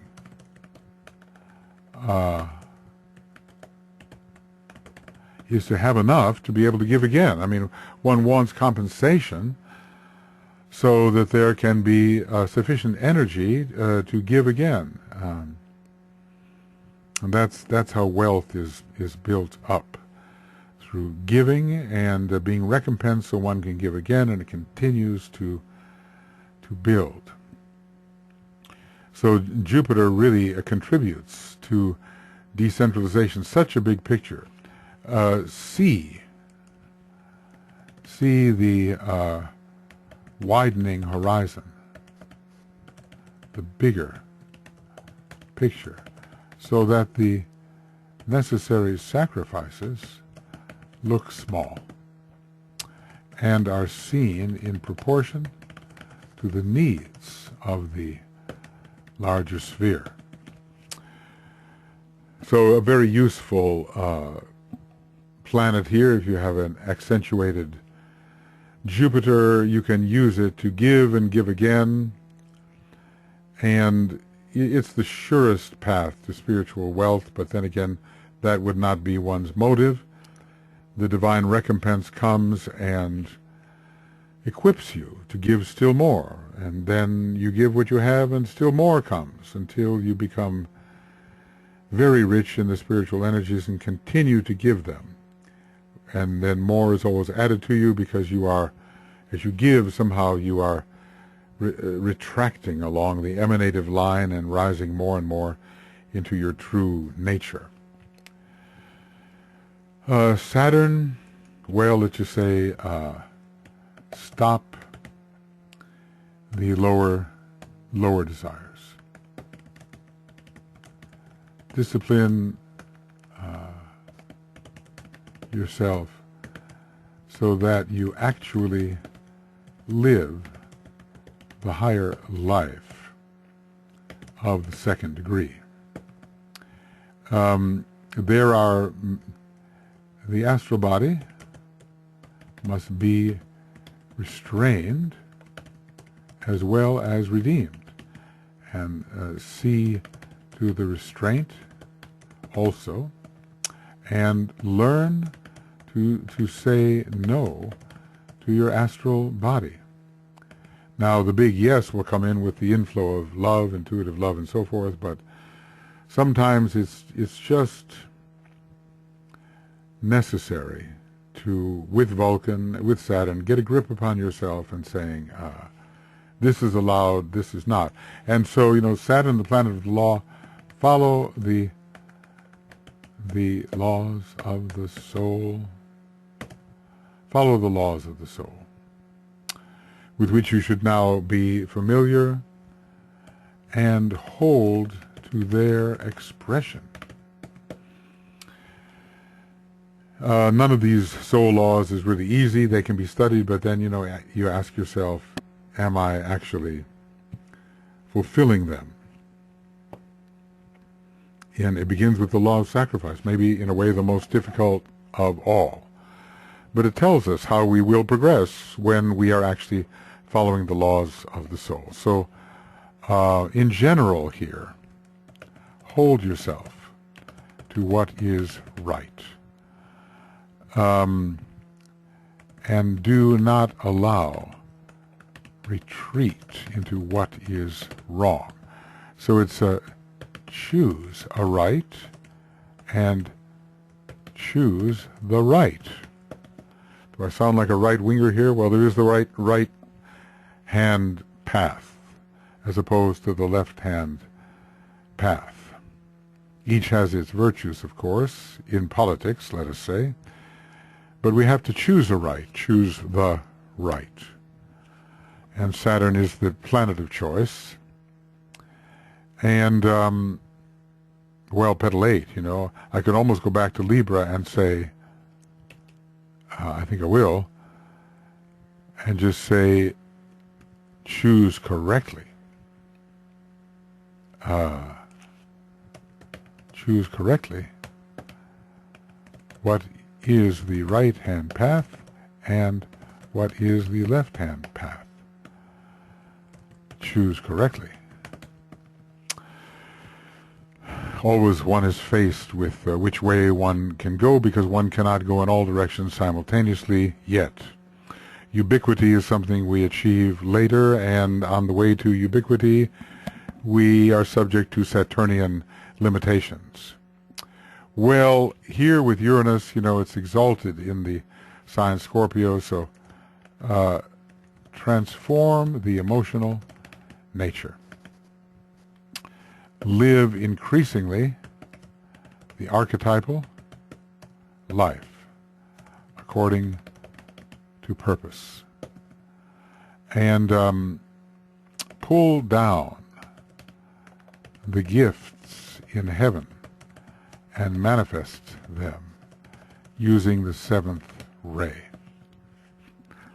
So this is the alchemical planet. We're in a place where Scorpio is strong, and it is exalted in the sign Scorpio. A great transformation has to be made here, and reverse the wheel finally and for good, so that the Syrian path of initiation can be trodden once the temptations in the desert are overcome.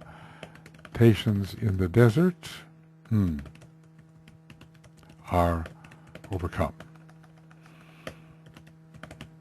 And let's just say, trust your inner spontaneous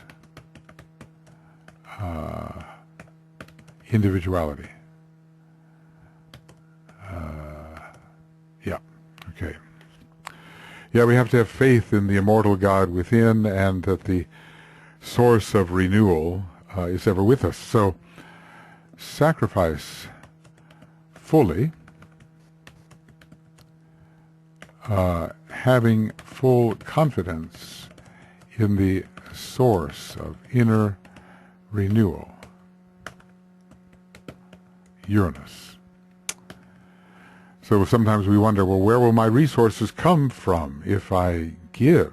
But it's the law, It's the law that they will return, increased. To those who give all is given.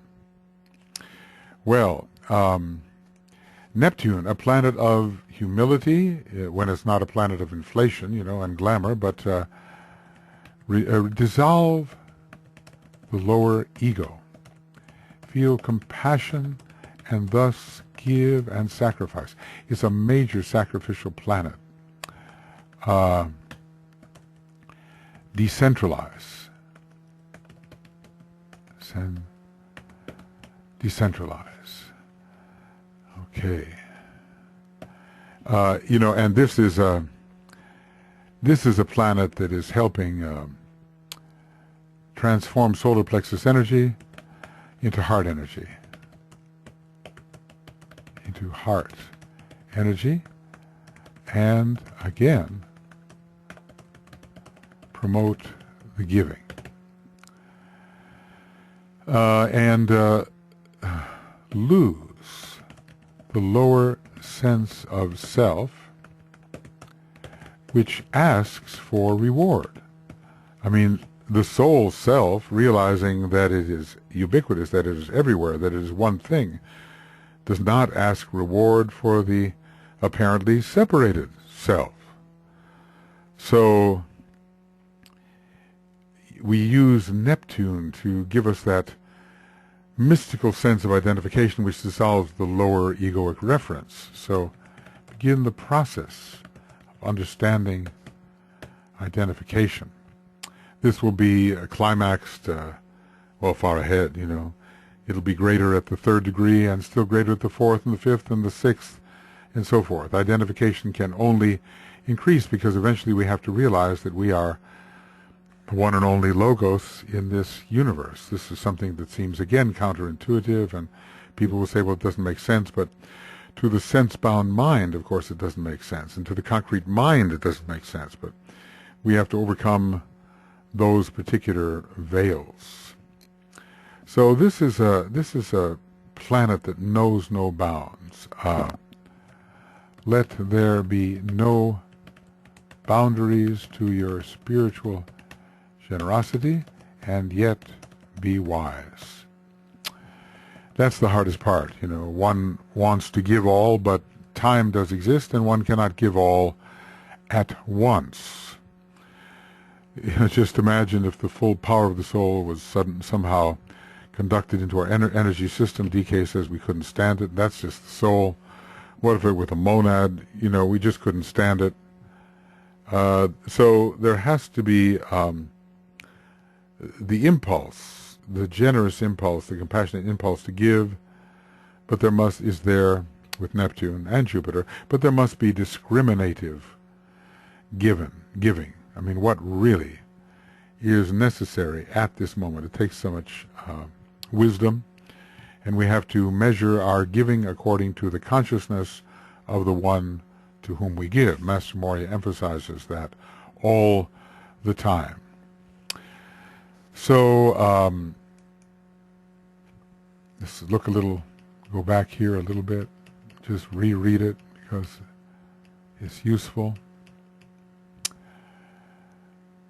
The conscious, steady application of all powers of the soul to the service of humanity with no thought of return. Self-forgetfulness. Neptune, the planet of self-forgetfulness, for better or for worse, People sometimes just lose their identity instead of finding a higher identity. Yeah.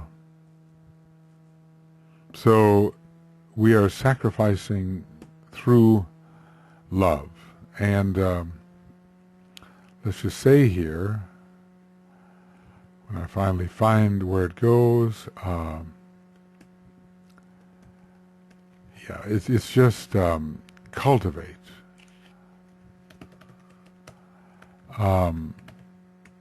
Forgetfulness of the lower self. Remembering who we are in a higher sense.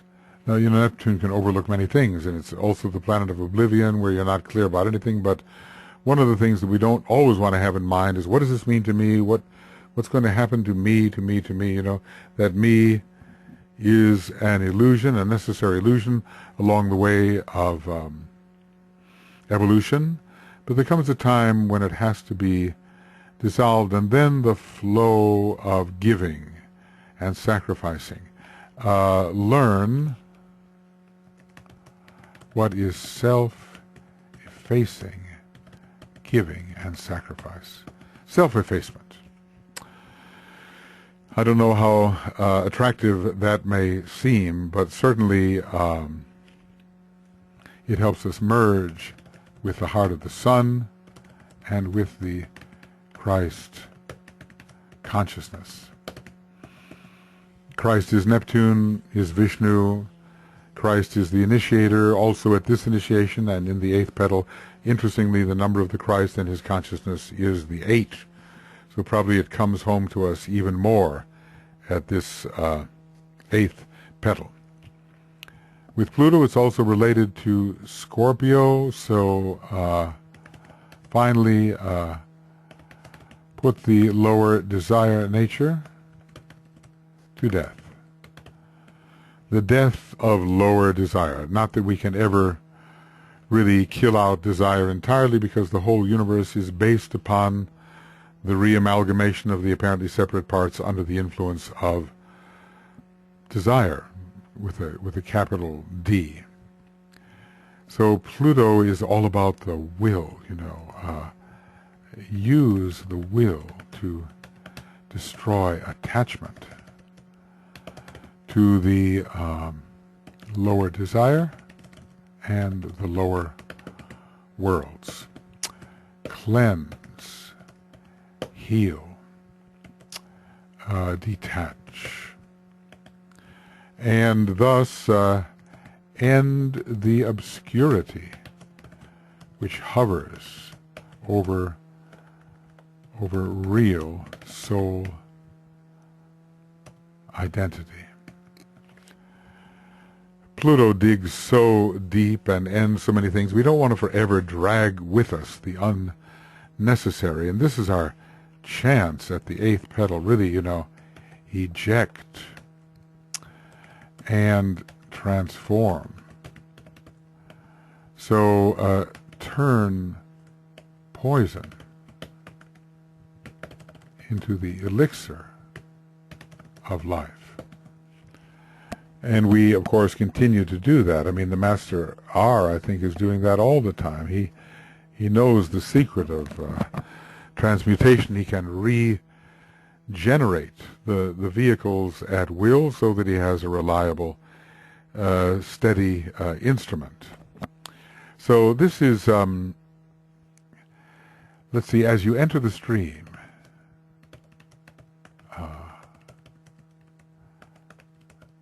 cut yourself from modes of slower progress and from all selfishness.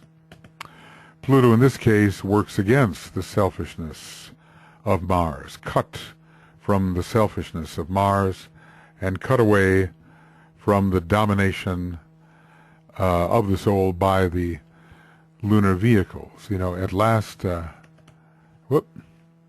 that's not right. We can say bring normal human way of functioning to an end.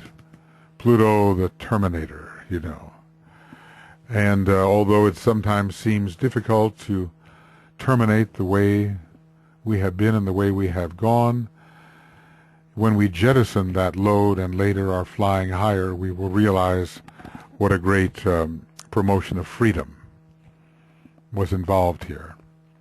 When we jettison that which is unnecessary. So let's just say eliminate all that stands in the way, all that stands in the way of giving and of sacrificing.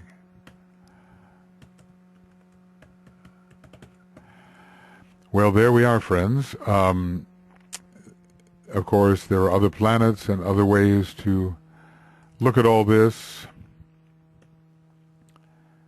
We have one more petal to go. One more petal to go. In the customary 9, when at our present stage of evolution, we can really do something about the process. Now, you have to decide which are the strong planets in my chart. I mean, maybe you can use them all, but certain of them are more prominent and can be used in a specific way to help you accomplish your task. Certain of the esoteric, certain of the signs are more prominent, maybe your sun sign, your rising sign, and so forth. Stellium signs, certain of the rays, according to your ray chart. Use those prominent rays and maybe some others along the way to really get a grip on what you have to do and apply the energies to see that your task is completed. And then you want to tread the conscious way here, don't you? You want to tread the way that you really understand instead of just sort of blundering along. The skillful application of energies and forces eventually makes of us the adept. So this all-important 8th petal has some directives now connected with it, and this will be the end of Egoic Lotus Webinar Commentary Program 70. And this is practical advice. I should maybe call these directives. Petal 8. And we're at about, 2 hours and about 45 minutes. 2 hours and 45 minutes for this program. They're getting a little bit longer because there's more involved in these later petals, and they have more to do with our objectives and where we may be working at the present time. And we'll say the beginning of Egoic Lotus Webinar Commentary Program 71, Practical Advice, Petal 9, directives, and we don't know how long it will last. Well, this has been one of those sort of all through the night discussions. If you have seen my mind leaving me at certain times, please forgive me for that. But as I get towards the end of a series of programs, there's some compulsion in me to finish them. And I find myself sometimes waking up at 2 o'clock in the morning and saying, now, okay, so this was one of those moments, and but I think I'll spare you by giving myself a little rest before getting into this all-important synthetic petal. It's not a petal of synthesis, but it is synthetic of the 9. The 9 somehow gathers into itself all the other petals, and it is this 9th petal which is going to direct us towards true initiation. So, friends, that will be it for the moment, and we are quite close now to the completion of the series. Something in me rejoices, even though I realize, of course, I could have said this better, I could have said that better, and so forth, but it ought to be enough to get you moving. The thing about the Tibetan's work is sometimes seems abstruse. It is abstruse, but we have to apply it. Even the things that seem abstruse have to be applied. They're not just for the well, what is delectation of the mind? They're not just for the delight of the mind. They are actually meant to move us forward on this path so we become ever more useful. So petal number 8, Christ consciousness growing, second initiation taking place, the astral body being transformed, the impulse to give and give again, strongly stimulated, a certain selflessness is entering, a naturally sacrificial attitude which will be climaxing, at least in terms of the 9 petals, in the next or the 9th petal. Okay, friends, good morning, and see you before too long with petal number 9. All the best. Bye-bye.